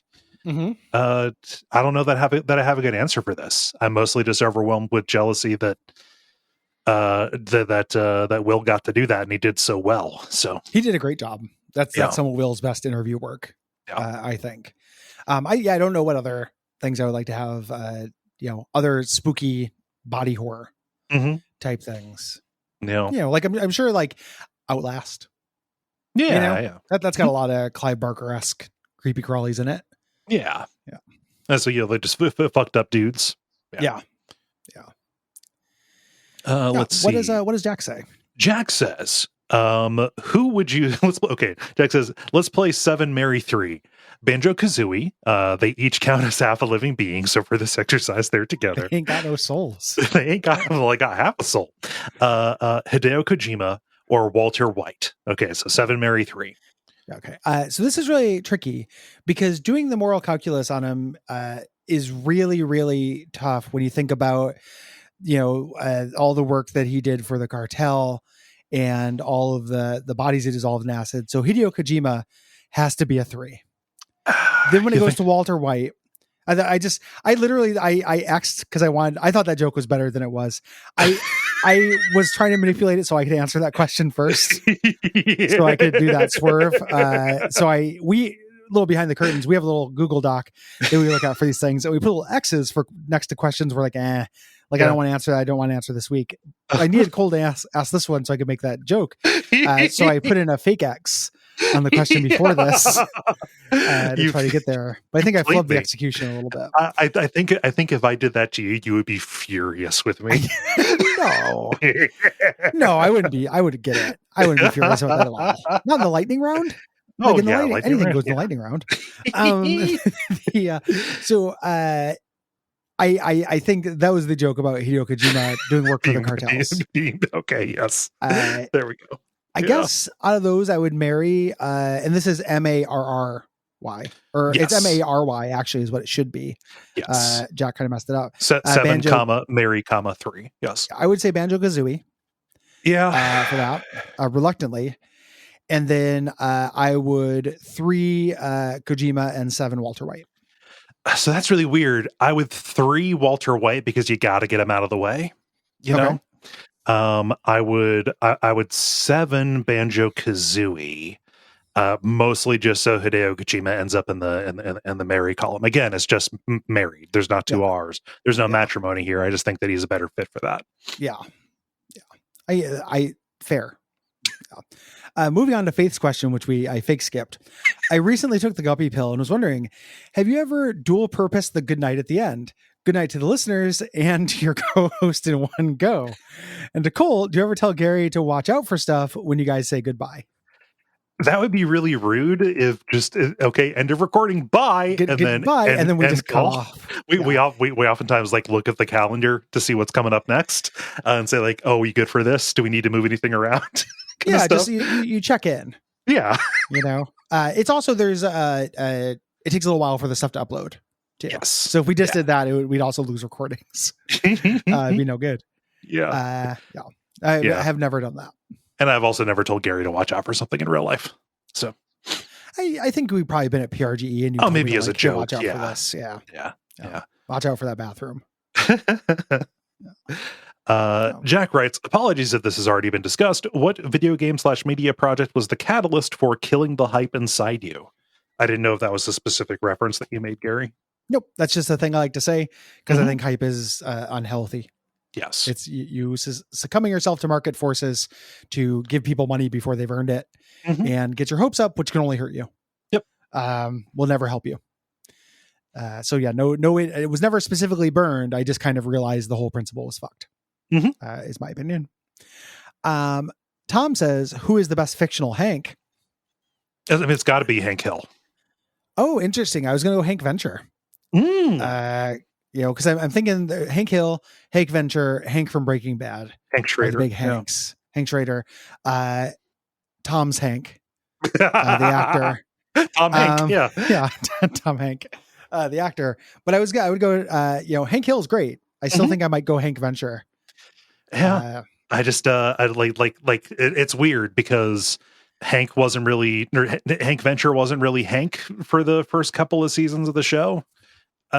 Whereas like Hank Hill came out of the gate being Hank Hill and was Hank Hill until he kind of became a parody of himself about like 9 seasons in, I kind of feel like Hank Hill in the beginning kind of sucks and wasn't quite Hank Hill. Like it early on, I was just like, man, this is kind of a shitty father and husband for the first couple seasons and then gets good. Yeah. Like he loves his family, but he gets a lot better. Yeah. I think. Yeah. So it's weird. There's a weirdly like early episodes of King of the Hill. I was talking about this with Bob the other day. Like have a weird edge to them that doesn't work message wise to me. Like I was thinking about the episode where like truly inspirational moment where Bobby is talking about being fat. And he's like, I'm fat. I'm also funny. I have a girlfriend. I have a lot of friends. Other people might want me to care about that, but I don't have to. And I'm like, oh, this person's a role model. This isn't a self-actualized little kid. But then the message of that episode is that like, no, you should worry because kids will make fun of you. Right. And Hank's shown as right in that episode because the real thing you should do is be worried about being fat because kids will throw cupcakes and shit at you at the mall. That's a weird stance for Hank to have. He's right in the episode. Those are different episodes though. What is the one? Well, same topic. Okay. I guess. Right. So like Hank saying like, you should be ashamed. Yeah. I like this. It's him talking to like Joseph or something when he's real hung up. Like that is later than the season 2 Husky Boy model episode is when he gives that. So he's talking to Peggy during that scene. Yeah, Okay. I remember that, but it's the same. It's Hank's attitude towards it versus his. Yeah. And the Husky always, Boy one's early, and that's where Hank kind of is a shithead about that. Yes, yeah. So I love Hank. Don't get me wrong. Mm-hmm. I think Hank also kind of figures some stuff out. Yeah, true. Yeah, both characters show growth. Yeah, and those are all the Hanks. I don't think there are any other Hanks. No other Hanks. Who else is a Hank? 24 is the highest number. Yeah, and 3 is there the are only highest 3 Hank. Hanks. Yeah. Final lightning round one here. We have Ralph who says, "What are your thoughts on the Dead Space remake? Are you excited? Is it needed?" Kinda excited. No, it's not needed. Needed is a real. We do a lot of work in that sentence if it were true. It's not like it's averting a meteor that's on the way. Yeah. It's a deep impact Dead Space remake situation. Yeah. I really don't think it's necessary. Like, will I check it out and play it? Yeah, sure, because it might be worth streaming at some point, but it does not feel it necessary. I've seen screenshots like, oh, here's a spaceport and it was brown and there were some blue lights in this one, and now there's in the new one it's like darker and there's more like speculative lighting and filters and stuff. If it's just a straight visual upgrade, like visuals matter for horror, but also I felt like the original Dead Space was fine. Yeah, it looks worse. Like I don't like how it looks. The new one, it's wet. Everything's wet. Too wet. Not just the monsters, which should be. I don't like that game as much as I liked that game. I think that people thought I hated it because I was mixed on it when we recorded it, but I do like it in general. My problems with it are not visual. Yeah. Like I could stand a remake of that took the really strong concepts of it and fixed it. But my understanding is that's kind of what Dead Space 2 is. Yeah. So, to me, it's not very interesting. They're selling it as a remake, and I don't think that bodes well for them doing any kind of like real big reevaluation with what the problems with that game are. Okay, you went to fix X, but now you need part Y. And to get part Y, you need part Z. That whole thing. I do not think that they're going to reevaluate a lot of that, because by marketing it as a remake and only showing off like those like direct visual comparisons, I think that they're catering to an audience that will be very upset if they don't get the game that they remember. Yeah, it's a holy space to some people. Yes. Like when they do the Resident Evil 4 remake that's coming out, I want to see any context you can show me those areas at all. But if they just change it to be completely different, it won't feel good to me. I still might be good in its own right. But it won't be Resident Evil 4. Right. Let's move on to our topic. Let's do. We kind of alluded to this a little bit earlier. We have a question about this from Douglas. It's up in the game section. Yes, it is. And it's kind of a broader question, but we're also going to we'll talk about that broad question, but we're also drilling down to something specific. Douglas says, I am set to receive a Steam Deck in the next few months. Pre-orders right now are delivered in between October, November, and December. However, I am a lifelong console-only gamer, except for Commodore 64, I suppose. I much prefer consoles. The idea of sitting at a desktop to play a video game is something that I can't get with. But now I can get what is essentially a better Switch. I'm excited. Because of my history, however, I have no idea what I'm getting into. I don't know Steam. I don't know PC gaming. I don't know what a launcher is. Early access is sort of mind-boggling. An unfinished game? Why? I don't know about mods, where to find them or use them. I don't know if I should be worried about viruses.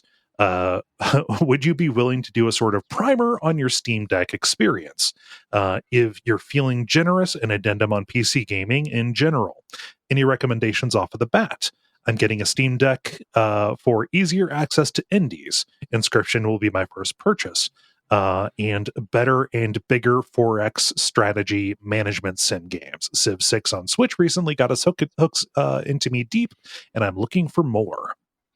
Yeah, so a little as a broad topic, PC and console gaming, like what it would be like to get into PC gaming now. And then as a more specific thing, me and Cole got Steam Decks. Yeah, lots of people got them. What do we think about them? They're finally available now. You can just buy it and they'll send it to you in a couple of weeks.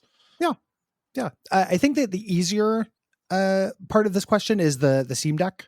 like Yes. primer on our Steam Deck experience. Uh-huh. And then the harder part is the ABCs of PC gaming Right. kind of bit. So maybe do the easy part first. Yeah, let's do the easy part first. I like it. Which model did you get? Mar. I don't have it in front of me, and I don't remember numbers and letters. I got how much internal do you know how much internal storage it has? Internal storage is only 64. I got it Okay. expanded. I got a little micro SD card. Gotcha. I got the one with the 512. I just got the expensive one. Just cause if I was going to get it, I want it to last. Do it right. Yeah. And it's good. I'm real impressed with the feel of the thing, like just as an object. A lot of people are bummed out by the size of it. For a smaller person physically than me, I can see it being a real bummer, kind of like holding the boogie board and playing it. Mm-hmm. But for me, with my broad shoulders and stuff, it actually is like a really good fit. I'm not like, and just picture me playing a Game Boy Advance or a GBA SP, Gary. Yeah, no, I can. I'm roughly the size of you. Yeah, I know. I can picture it and also live it. Yeah. I'm in favor of the size as well. Mm-hmm. I was surprised by how much I like the ergonomics of it. Yeah. It uses those pads similar to the Steam controller that came out a while ago, and I hated the Steam controller. Yeah. I don't think it worked. This works really well. Yeah. Feels really good. The back buttons, the middle finger and ring finger. Oh, those are so satisfying to hit. Those are so clicky. They're satisfying, clicky, and really useful for this thing. It's a really well thought out device. Yeah. I really like how I like the heft of it in terms of it not feeling cheap or anything. It does make certain positions for long periods of time a little bit ergonomically weird. Like it's not the kind of thing you just like lift without resting your arms on anything for a long time. Right. In my experience, it also gets hot. It does. It cannot burn. And that's not, that's weird. I don't care for that. That's not, I just want to get my complaints out of the way because I generally really like it. It is very strange to like sit it on your lap for a second to like go and reference like something on a laptop or like check something on your phone and then just like feel the heat of it through your pants. It's like, oh no, I shouldn't have set that down. Yeah, it's safe, but just gets hotter than you think. I think they'll get better with that, as they iterate on it. Like newer generations of it will probably be better about that. In terms of the rest of the stuff, though, I'm very impressed by it. I really like the software that's on it. It's got a really smart use of buttons and everything. So like hitting the Steam button, getting those options that pop up feels very intuitive. The pulling up the settings button with just another button on the right so I can adjust brightness just on the fly. Yeah. That's great. That's really, really useful. The options within are really smart, and it takes it's got that like Linux perspective versus Apple. If a Switch is Apple, this is more like an Android in that it wants you to be able to fiddle with it, but it does the really smart thing of you can just turn it on and it just operates as the console. You have to switch into a different mode if you want to fuck with that stuff. So you can be rewarded for doing it, but it's not like, oh, sit down and figure out, all of this esoteric stuff before you can play with it. It's optional. If you want this to be just as kind of like guided of an experience as a Switch is, like that is totally there for you. And you can kind of, it's a make your own Sunday bar in terms of how much like hardware or software, fiddling you want to do, right? Either in terms of in-game settings or like battery and energy usage optimizations that you do at like the firmware level, through that setting mode there. It's very, very good at giving you like multiple different kind of like levels of granularity of control over this kind of stuff. You can just decide, oh, I don't care about that, and you don't have to learn to care about it to accomplish playing a game that you want to play. It's I really like that about it. I also really like that it's not, the philosophy behind it is not, we need to control this thing you bought. Right. So I alluded to this earlier. You can go through like going through the desktop mode. There's an app you can download on there that lets you run GOG and Epic through there, those launchers through your Steam Deck. Steam doesn't care Like they knew this would happen. They don't mind that people are doing emulators on it or doing this kind of stuff. They also, when a game works on Steam Deck, it's the game that works. It's not like through the launcher. So like if a game is cleared to work through Steam Deck, but I bought it on the Epic Store, it just works because it works on the hardware. It doesn't care that I'm running it through the wrapper. Yeah. I love that freedom. I don't like the you're region locked, it's PAL exclusive, like all of these different cartoon voices of people trying to tell me how to use things I own. I don't like that.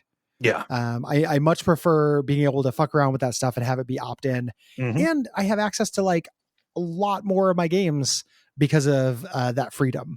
Oh God. I mean, like it has absolutely changed, like even in the short time that I've had mine, my decision about, okay, do I wait for the Switch version of that? Or do I just feel good, like buying this on Steam when it's on sale? Cause like I can play it with this one, I can play the games that I buy in that ecosystem in any context, any of them that I play, either because I can play it portably. I can play it on Steam, like on a desktop PC, and have the save get brought over to the cloud, and I can pick it up elsewhere. And I'm a dork. I bought, before they released the official one, I just got like a $25 dock that off of Amazon that runs it over to my TV. I enjoy playing games on my in my big comfy chair on my big television. Like that is how I play stuff for work generally, so I can take notes and things like that. And you can even stream from your PC stuff that will not run on the handheld itself. You can stream from the PC to the handheld. Yeah. So it is incredibly versatile. It's really versatile, and you hit on a good point there that I don't want to segue off the hardware section just yet, but that would be a good segue. Is that when you're talking about waiting for the Switch version versus getting it for sale on Steam, PC gaming is so much cheaper. Oh my God, than any other type of gaming. And that is a huge advantage to this. Yeah. So like Monster Train, one of my favorite games of all time, I'm, coming to realize, when it came out for Switch, I was happy to get it. I hadn't bought the DLC yet, and I wanted to get, play it some more. And I got it on the Switch. If I had the Steam Deck at this point, I was happy to give the developers more money. I like those guys, but I would have just had the version I already had, and it's always cheaper there even now. Like I constantly see deals for Monster Train pop up on my Twitter feed. It feels like it's just going to save me a lot of money in the long run, with the one drawback of not being able to play first party Nintendo games. Yeah. But you have a Switch. It's not like you don't have a Switch. Oh, exactly. I mean, in terms of just being an omni device, if I had this instead, I love the way that the saves transfer over is really seamless. Before I ended up switching to, because it's actually ergonomically a little rough on Metal Gear 5, but before I switched over to the PC version, I was ping ponging back and forth between. It was no problem. Yeah. You need to make sure that at a game level it supports the Steam Cloud. Most of them, most games do. I had like a little bit of a bummer with firing up Pathologic 2 and playing a little bit of that just to test something that was a little bit more intensive than Vampire Survivors, which is what I spent many hours playing on it before. That does not have like Steam Cloud, so like you want to go and check and make sure if there's one that you're really counting on ping ponging. But like Pathologic 2 has been the exception rather than the rule for me so far. Yeah, no. In terms of like what works on it, a lot of stuff does. It's also a thing that I found in my time with it that so it categorizes things into 3 categories, like definitely works on the Steam Deck, works, but we don't know if it's optimized, or 4 categories, unknown and doesn't work. Yes. Those first 3 are all viable, actually. Yes. Unknown is worth trying. And if you are curious, people are testing these on YouTube. You can go in and put in the name of a game, Steam Deck, and into Google or on YouTube, and somebody will tell you whether it works. And works, but non-optimized, confirmed to work, but not optimized. I haven't had a problem with. Like some of the games don't lend themselves super well because using the track pad for a fully mouse driven game is a little bit of a sideways ask. Yeah. But something like Deus Ex, Mhm. the first Deus Ex, one of my favorite features is like, so it works. It's not optimized because that game was never meant to be played with a controller. But you go through and you go to the community control thing tab, and it just downloads a control scheme that the community made. And it's like I'm playing Deus Ex as if it were made for a controller. It's fucking incredible. They took the absolute best thing about the Steam controller, that level of like control scheme customization, kind of like letting the community kind of decide on that, and brought it over to fucking everything. Yeah. I really like that. And it's all rated and stuff. So like I love my Switch, but one of the irritating things about the Switch is that there's no curation or anything. Like you go through the sales, if I'm just browsing for games, go through the sales section, there's nothing indicating what people like and what people don't like. Yeah. So I just have to kind of guess or go whip out a browser. In this, for those control schemes, I can be like, oh, this control scheme for Deus Ex has been endorsed by 2,000 people. Oh yeah. This next one has been endorsed by 20. Like I'll just do this really popular one because it's probably the best one. Yeah. Yeah. A big problem, I think, for a lot of people, who have been doing PC gaming for a long time. So not necessarily Douglas, but a thing that they could have run into is having way too many games to have even your own library be discoverable in there. The filtering ability and the sorting ability that they have in there is actually really powerful. So like there's just a tab for games that you own that work great on Switch, or not on Switch, on the Steam Deck. So that you can just kind of say like, what can I play right out of the box that is not going to require a minimal level of fiddling to make it. I don't even want a chance. I don't even being weird. And it just, and it is exactly like buying games on Switch, because you're just going to get it to run. Right. Yeah. I really love it. I think it's a really cool device. Has met or exceeded my expectations so far. Yeah. I have not sat down and like beat a game on it.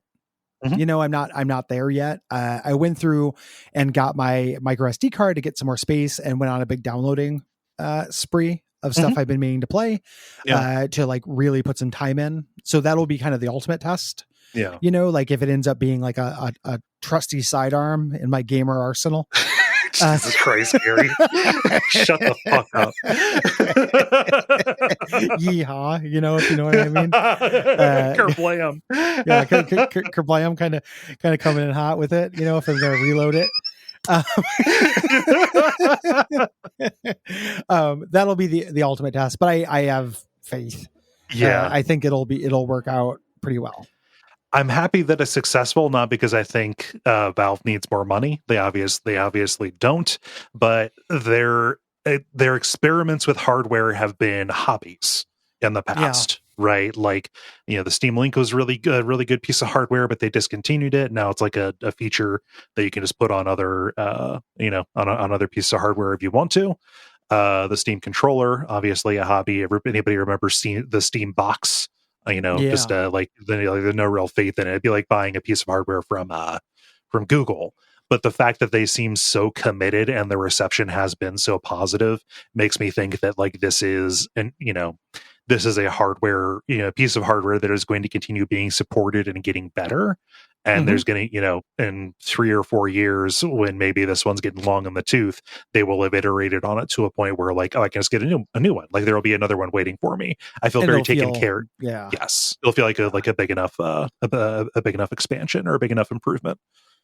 So a weird thing that like that feeling taken care of is something I just associate with Valve. Yeah. We talked about that a lot in terms of game design with Half-Life. Like, I don't know, there's something about professionals. Yeah. Something the last little bit I want to say about that before I move on kind of, and this also segues, a cool thing about it is there are lots of games that should have been on a controller or on a portable, never made it over there. So like a bunch of old games I've rediscovered on that. Like I've been replaying Wizorb. Okay. Which is an RPG breakout game. I don't know. There was an indie hit. I played it in like 2013 when it came out. It was one of the, an early Steam game for me. I guess not early. I had Steam for a while, but you know what I mean? Old game. It's great. It would play great on Switch if it came out on Switch. I don't think it did. It did. Okay. That game's great. It's allowing me to rediscover old games. that I never thought of playing handheld. Yeah. That's a really good feeling. Yeah. In terms of getting into PC gaming, I don't, there's answers for these individual questions that are pretty easy. It's hard to talk about generally. Yeah.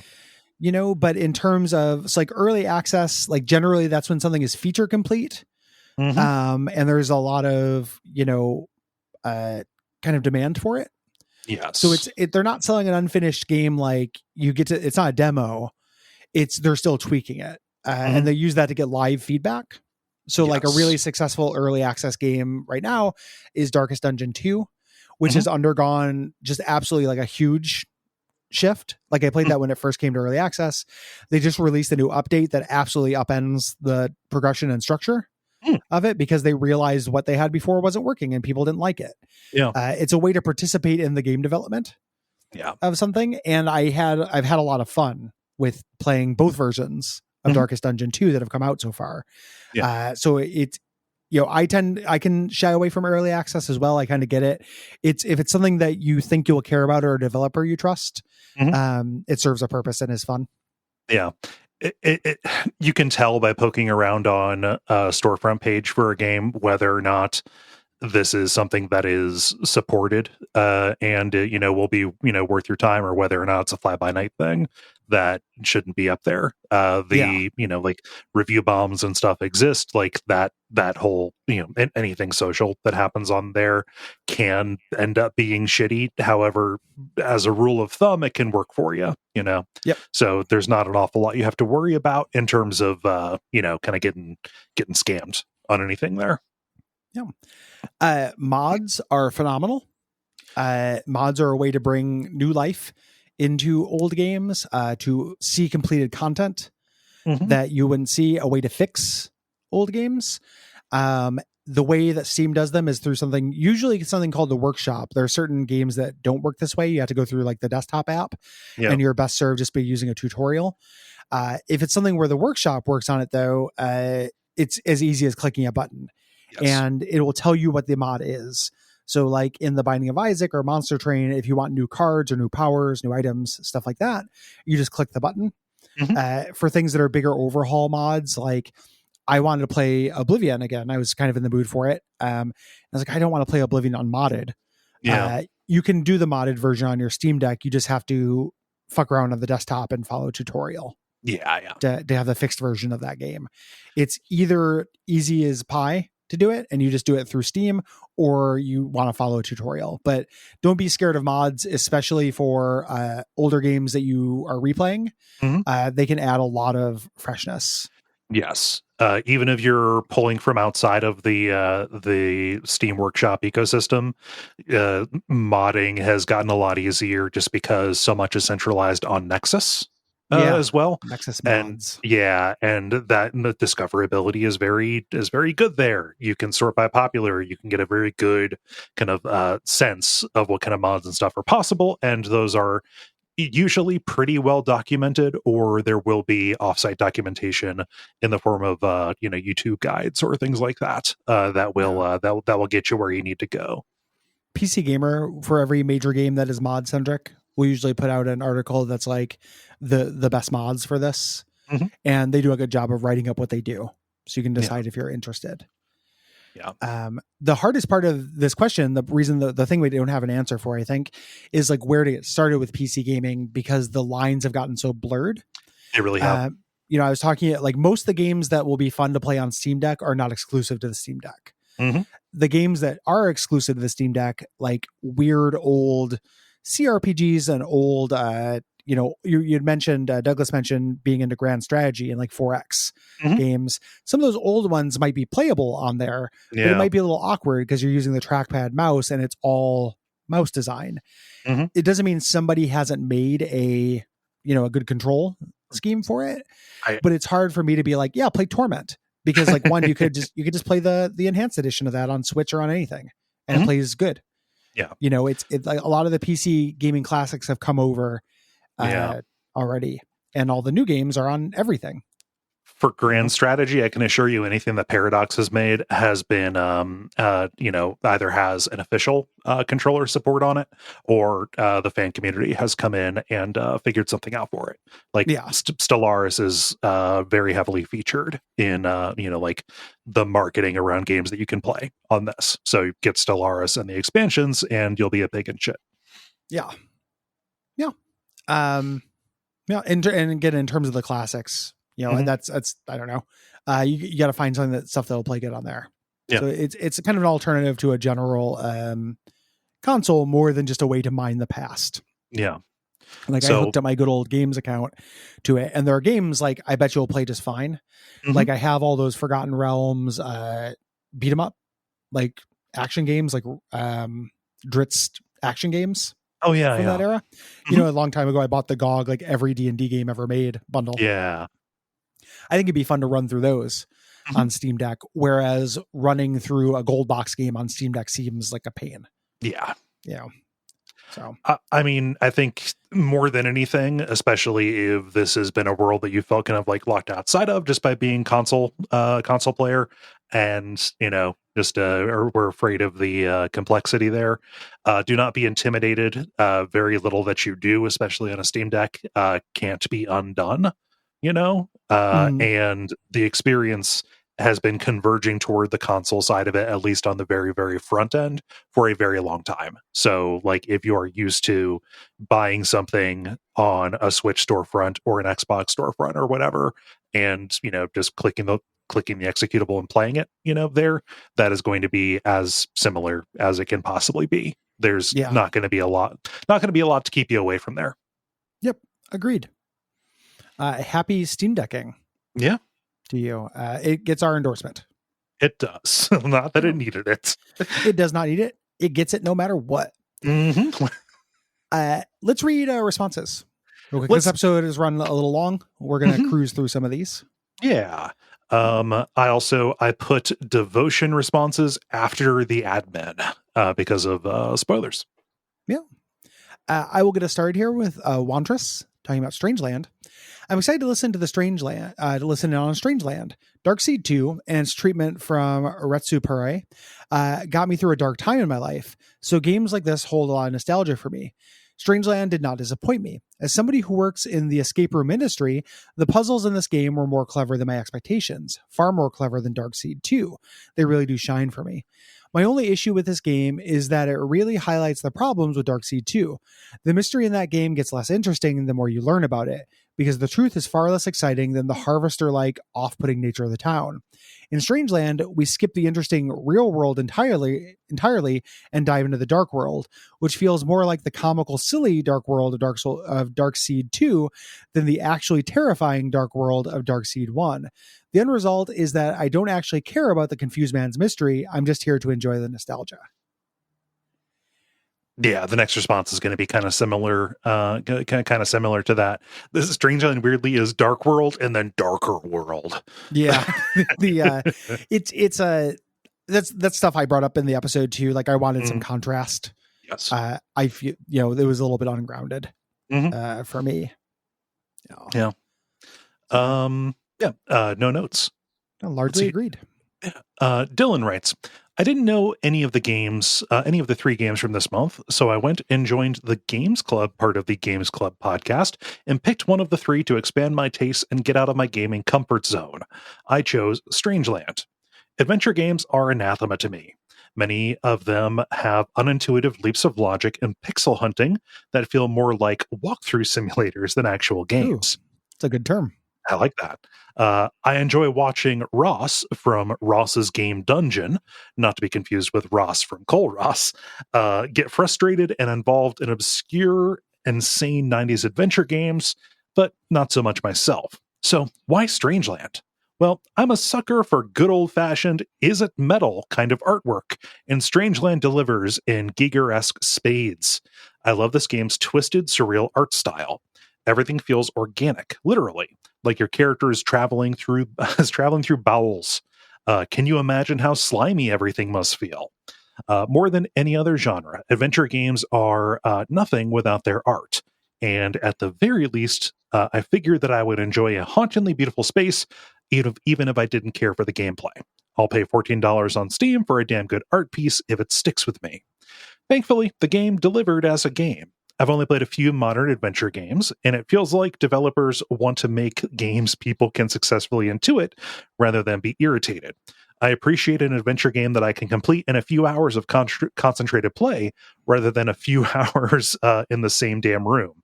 I'm looking at you. I have no mouth and I must scream. That seamless interaction keeps my engagement with the narrative, and adventure games are all about just that: narrative, story, and adventure.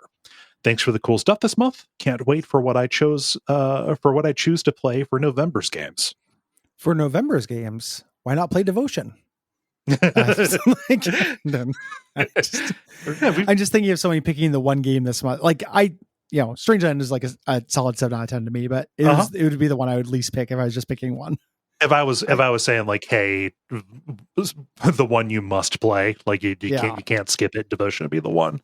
But Dylan knows what they value, and if they like Giger-esque stuff, they found a place to get it. They're Giger-esque. They're not Giger-esque spades. That's actually a sex organ. It's a Giger-esque pulsating mood penis. Is what that is. It deploys like a spade, but it's actually purely for reproductive purposes. It's got to dig in there for the fertile soil. Moving on to that's pussy, right? You're talking about fertile soil. Is that what you mean? I mean, all purpose. Like a kind of like an ovum seed sack that like the pulsating Giger spade. Lays its clutch upon. I'm not here to be normative. Yeah. No, I mean whatever gets you off these. I don't know what that is. I can't pretend to know what that is that I'm looking at and seeing. My job is just to suck it. I'm not going to deny its load, but like I refuse. No loads refused. I know. I just moving on to the load game, The Evil Within 2. Gordon says, Evil Within 2 feels like someone had the bright idea to take the fantastic aesthetics of Silent Hill and attach the excellent gameplay of the Phantom Pain. What could go wrong? To be fair, The Evil Within 2 is powerfully fine, but by letting me sneak competently through the game, I lose pretty much all sense of dread. It's hard to feel ammo anxiety when I can easily stealth kill with abandon, and when I do need to go loud, I just feel too powerful. I guess I'm trying to say that it's lost that essential element of disempowerment that horror games live and die by. They clearly recognize this by throwing in an invincible ghost that chases you as some kind of wannabe Mr. X, but that winds up just feeling like a tedious time tax. Luckily, the gameplay does save this from the garbage bin, but as a horror game, it's just a straight up failure. Yeah. I think I largely agree, but not for the same reasons. Mm-hmm. Like, I think it's a failure as a horror game because of the story and characters. Yeah. Like, creepy stuff happens in it, and you get to see some cool, scary images and stuff, but the context around it doesn't matter to me at all. Mm-hmm. It's all really complicated and stupid. Yeah. So that's what killed it for a horror game to me. Like, I had moments that were tense where I was like low on ammo or what have you. Those definitely burned off, but initially I got enough of that. Yeah. It needed, those intangibles, the story and stuff. You need something to invest in, either a better hero or better villains. Or better supporting cast, or like any number of things. Like, you need something. Like, the setting is the only thing that knocks us out. That's good, and even that should have just been that needed less realms and doesn't need to be a VR zone. Yeah, So agreed. Let's do admin before we get to the devotion responses. Yeah. Little reminder for everybody. No shout out, no highlight this episode. Need more. Again, we don't have to do this every episode, but if you are a non-straight, non-white, non-cis dude creator and you'd like us to bring some attention to your project, please send me an email at Gary@Duckfeed.tv. I know plenty of projects that'll be like that, but I don't want to do this for anybody unless they reach out, because I don't, that might be crossing a boundary that I don't know about. Yeah. But if you'd like us to do that, please send me a message. Please do. If you have thoughts about November's games, which are Deus Ex Mankind Divided, Superhot, and our premium episode is going to be Half-Life Alyx. The deadline for responses on those is the 15th of November. You can go to duckfeed.tv/contact and write in there. If you have thoughts about multiple games, please separate them. Yeah. And we have a jam-packed CRPG December for you.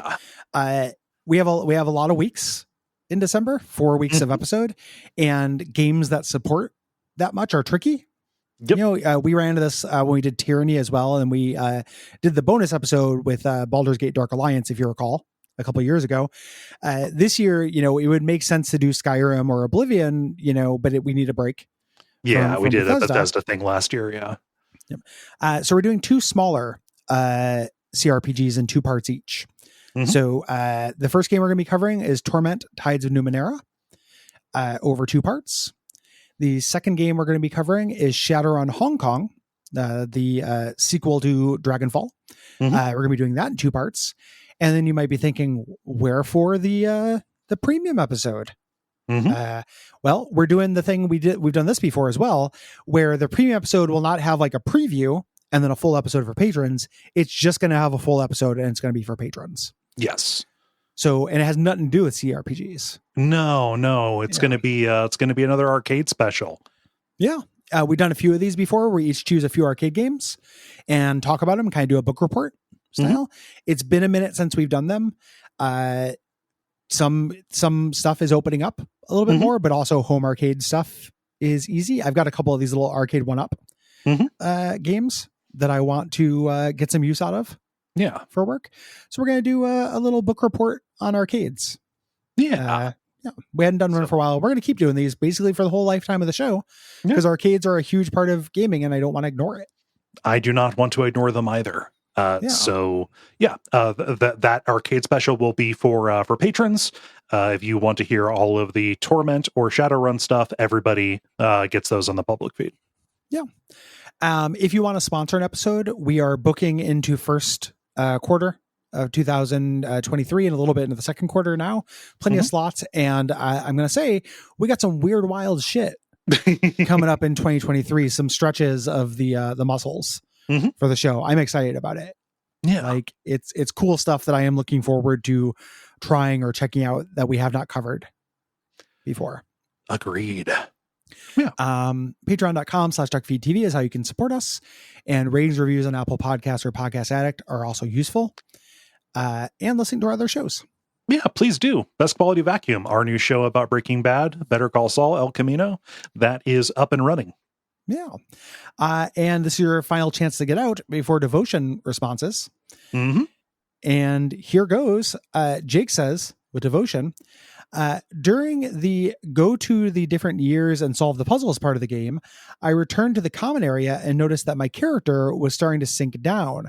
Filled with dread at the next scare, what the next scare was, I hesitantly looked down. The tension was only cut when I clipped through the floor and saw the map above me. It gave me a good laugh that I built up this dread for no good reason. Yet another in the glitches are actually good column. That's very similar to what happened to me the first time I played Silent Hill Shattered Memories and fell through the infinite stairway. Yeah. Yep. Nice. Love that shit. So good. Glitches are good. As long as they don't make you lose too much progress. Yes. Oska or Oska, either of those. I apologize if I didn't take the third pronunciation into account. They write in from Wellington, New Zealand. They say, I recently bought Devotion after listening to the first 5 minutes of the WAF episode. And after you gave it a glowing intro and said, spoiler wall, I immediately stopped listening and bought the game, thinking overconfidently that I could handle it. This game had me almost in hysterics with how terrifying it was, and I lasted only about 15 minutes before tapping out. But what a 15 minutes, my God! This felt like such an incredibly well-crafted game, especially with the way the tension and terror mounts steadily. I just felt the pit of my stomach continuously drop and drop. I'm very excited to play the rest of this game, but definitely not playing after 9 p.m. again. This is absolutely a play during the day game.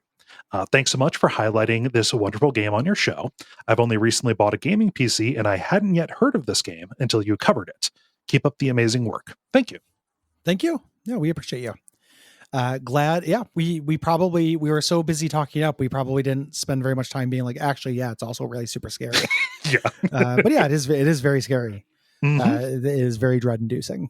Yeah. So If you're looking for a more lighthearted romp, may I recommend Amnesia. I'm joking. Doug says, I'm really thankful this show has pushed me to play Devotion. This is one of many games that I know affect me differently as a parent. Edith Finch, The Last of Us, and now this are fundamentally more visceral because having kids unlocked an otherwise inaccessible subset of emotions. I think it speaks to the quality of Devotion that it still hit as hard as it did, even though the beginning of the story suggested only a handful of tragic outcomes. With a family of only 3 people, I knew the answer was that either the father directly caused the daughter's death, or he felt his inaction allowed her death to happen. But the actual solution turned out to be more complex. It speaks to a profound insecurity that I feel from time to time, and I'm sure other parents do as well, that despite trying my best, I do things that unintentionally harm my kids. Thankfully, I'm not trying to cure my kids with Snakeahol cult magic. Snakeahol is good. Yeah, I almost instinctively read it as snake oil. Snakeahol. But there are little things. Saying the wrong thing, a too short fuse, not enough time, patience, or grace. For me, Devotion found a way to use the supernatural to make those very real natural insecurities resonate. Devotion is a game about how knowing better makes a parent blind to their children's needs. I finished the game too late to go into their rooms and give them hugs, but I definitely made them some spectacular pancakes the following morning. That's man, parenthood is scary. Oh yeah. Yeah. I'm not going to do it. Nope. Later.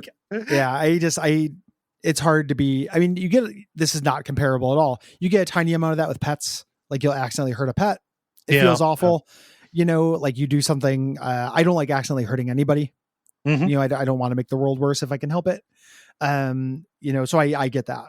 For sure. Yeah. I'm kind of surprised Doug clocked it as the daughter dying so quick and not the wife. Yeah. That could have been, that's a psychological horror game as well. Mm-hmm. All we know is a woman gotta go. Yeah. It's the genre, baby. Like, ladies gotta go. Can you imagine how cavalier you would feel if a son drowned? Like, no big deal at all. That joke is only 2 steps away from being the woke gator. No, I know. That's the never gonna engage in unironic woke gator. But yeah, that's the genre. It's also kind of just horror as well. Oh yeah, like it's not even just psychological horror. Like it's not always great. Moving on. Thank you, Doug. Steven says, ever since stumbling into a used copy of Fatal Frame 1 with my buddy, my eyes were open to how powerful horror can be through gameplay. I even read a paper on Amnesia in college about how the torture dungeon uses the medium to impact you in a way that a book or a movie couldn't necessarily. That said, I feel horror game design has stumbled a bit by latching on to things that weren't necessarily the best parts of previous games like Amnesia, Resident Evil, etc. In this case, the puzzles/chore lists. I absolutely love Devotion's story, art, sound design, voice acting. There's so much to love. But every time I picked up a piece of paper with a list of steps and chores, it immediately took me out of the moment. And I feel like I am looking right at the wireframe. I think puzzles for the sake of it are a real pit that otherwise good horror stories fall into. Why are puzzles and horror so synonymous in games? Is there a deeper reason, or is it just that the Resident Evil puzzle virus infected everything? This game, please. This game has fantastic puzzle-like moments that are flavor forward. The storybook, phenomenal. The ritual, phenomenal. Picking up the camera to take a good picture to get the date on it, to open a padlock on the wardrobe, boxes on a checklist. Not everything needs to be a puzzle, and I think if they were used more sparingly, I would have enjoyed the game quite a bit more, despite it still being an excellent game, IMO. Sorry that this was a long one. Curious what your thoughts are. Appreciate all the great work. Thank you. Thanks, Stephen. This plays into something we've talked about a lot on dispatches and otherwise, like the urge to gameplay something up when it doesn't necessarily need it. I think that like puzzles a lot of times in horror games are just the easiest fit without disrupting. Yeah. things. And I might just be like absolutely cucked by it. And I just think like it could be worse. It could be combat and deadly premonition. Mm-hmm. Like it could be them adding in like something significantly worse than these light puzzles. Yeah. They wanted a gameplay excuse to have you go visit areas.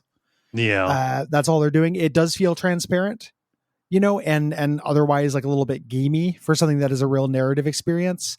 Mm-hmm. I get why it happens. I don't necessarily have a good solution for it. I really don't, because like puzzle is a thing you can do that in a game that is not combat. Introducing combat necessarily throws in possibly some empowerment that you have to engage with, or else it becomes just a one of any number of horror stealth game kind of deals where it's just pursuit, and that is a different kind of thing. And oftentimes you're doing that pursuit while also solving puzzles. So I think it's part like genre kind of obligation, like this is how horror games have always been done kind of deal, but also it is for a dearth of other options to give you a reason to go and explore these spaces. I think that you can do an awful lot to solve that by making it a little bit less obvious that you're getting a chore list, like they devotions. literally enlists for yeah. There are ways that you can obfuscate it, right? I think that like Resident Evil does a very good job with that, and Silent Hill, like within their spaces, by like having different keys and things like that. It's like, oh yeah, like there are three spots here for something, so I need to go find 3 things that are going to match this. Okay, cool. Yeah. It is not, literally giving it to you, on this, poem that you have to look at, or just straight up a shopping list that is there. Also, I think that story can be handled in puzzles. Like it can help surface themes, or use different parts, and use different parts of like what the story is made out of to go into puzzles. I'm thinking the dragonfly stuff in Resident Evil Code Veronica. It's the following the video to put together the key in the first half and then taking it apart in the second half kind of deal. I think that it can be done Yes. for that. I think it's pretty rare. Yeah. And I think part of the reason why it sticks out so much in Devotion is because Devotion is significantly more artful. Yes. And has a higher kind of pitch in terms of theme stuff. So it feels a little bit extra weird.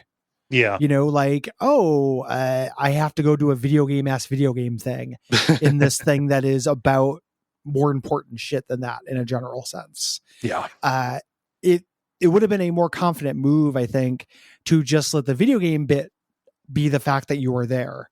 Like video game, walking sims are games. Walking sims add a lot IMO when they're at their best. And what it adds is the fact that like I'm actually walking around and experiencing this. This is a narrative thing that I'm experiencing whatever order I like, but it's me doing it. And I think that plays really nicely with horror. I would have like some of the puzzles, and none of the puzzles in Devotion I think are super great. And the other stuff that they added to gameplay stuff I think is actively like pretty bad. I don't like the pursuit section. Where you get chased in that, like they literally do that thing. I just don't think it adds very much. I don't think it needs it. You can see it just kind of, I think inertia is a really big part of it. Yeah. For that. So I don't think you're wrong to notice that it's a little bit off. It just didn't bug me, and I don't know what to do about it. Same. Finally, this is me, right? I believe it is. Finally, Austin says, after years of consistent listening to the network, this is the very first time I actually played a game for the show. I heard atmospheric Taiwanese horror and purchased it the very same day. What I want to touch on is what scared me the most about this game, and that's the sound design. From the menu screen, this game had me crawling out of my skin. The dimly lit living room with the TV on and music playing loudly over the radio gave me chills. Devotion is a very lonely experience. Not a single time do we share a space or interact with a real flesh and blood person. When we do interact with others, it's always through sound, be it listening to a cassette tape, reliving a memory, or hearing a voice in our head. The voice acting was all very well performed and did a great job of making me feel the emotions they portrayed in their voices as they spoke. The ambient sound design was also off the charts. Hearing dogs barking in the streets, the pounding wind and rain on the windows, all came together to make the world feel alive. When things start going south, the sounds intensify. The demonically warped sounding TV blaring in the background as you navigate an ever-warping version of the same apartment. Horribly old vinyl records playing in reverse, clinking dishes in an empty kitchen. It all made for an incredibly harrowing experience that left me exhausted after I finished it. The climax of the game didn't let up for a second. In fact, it ratcheted up the tension by 110%. I hope I never have to find out what a person actually sounds like when they rip out their own tongue, but something tells me they nailed it. Those slobbery gasps for air and moans and cries really had my jaw on the floor. Alternatively, the ending dreamlike sequence that featured a licensed song felt so triumphant and victorious to me, I had goosebumps the entire time. And then after everything was finished, I found myself back in the living room on the menu screen. This time, no music, just darkness and TV static. What an amazing game. I know I'm a little bit long-winded here at this point, but I just can't thank you guys enough for always bringing my attention to some of the coolest shit I've experienced in video games. Wishing you both well. We wish you well as well. Yeah. I am really happy with the number of people who decided to take the plunge on this at our insistence. That just more people getting to play this and appreciate it for more than just like the headline curiosity that it was, with international politics and censorship and stuff. Like that's great. Just I want to be a fucking evangelist for this awesome game. Yeah. It's I don't, I think a lot about like the idea of the role of a critic, like whether it's necessary to champion things, like if that is a virtuous act inherently. I don't know about that. I have mixed feelings about it. I do think it's cool that more people will play this though, because I don't want the spigot to turn off. I want them to keep making stuff. And I think it's also like a pretty great experience. I think, it's hard to make an unqualified recommendation when recommendations come with so much baggage. So I think that's gonna be it. We've already done admin. We have. I will say goodnight to the audience and you at the same time and immediately hang up. It'll be weird. No, please don't. That will upset greats. I won't. Good night, everybody. Good night. Take care.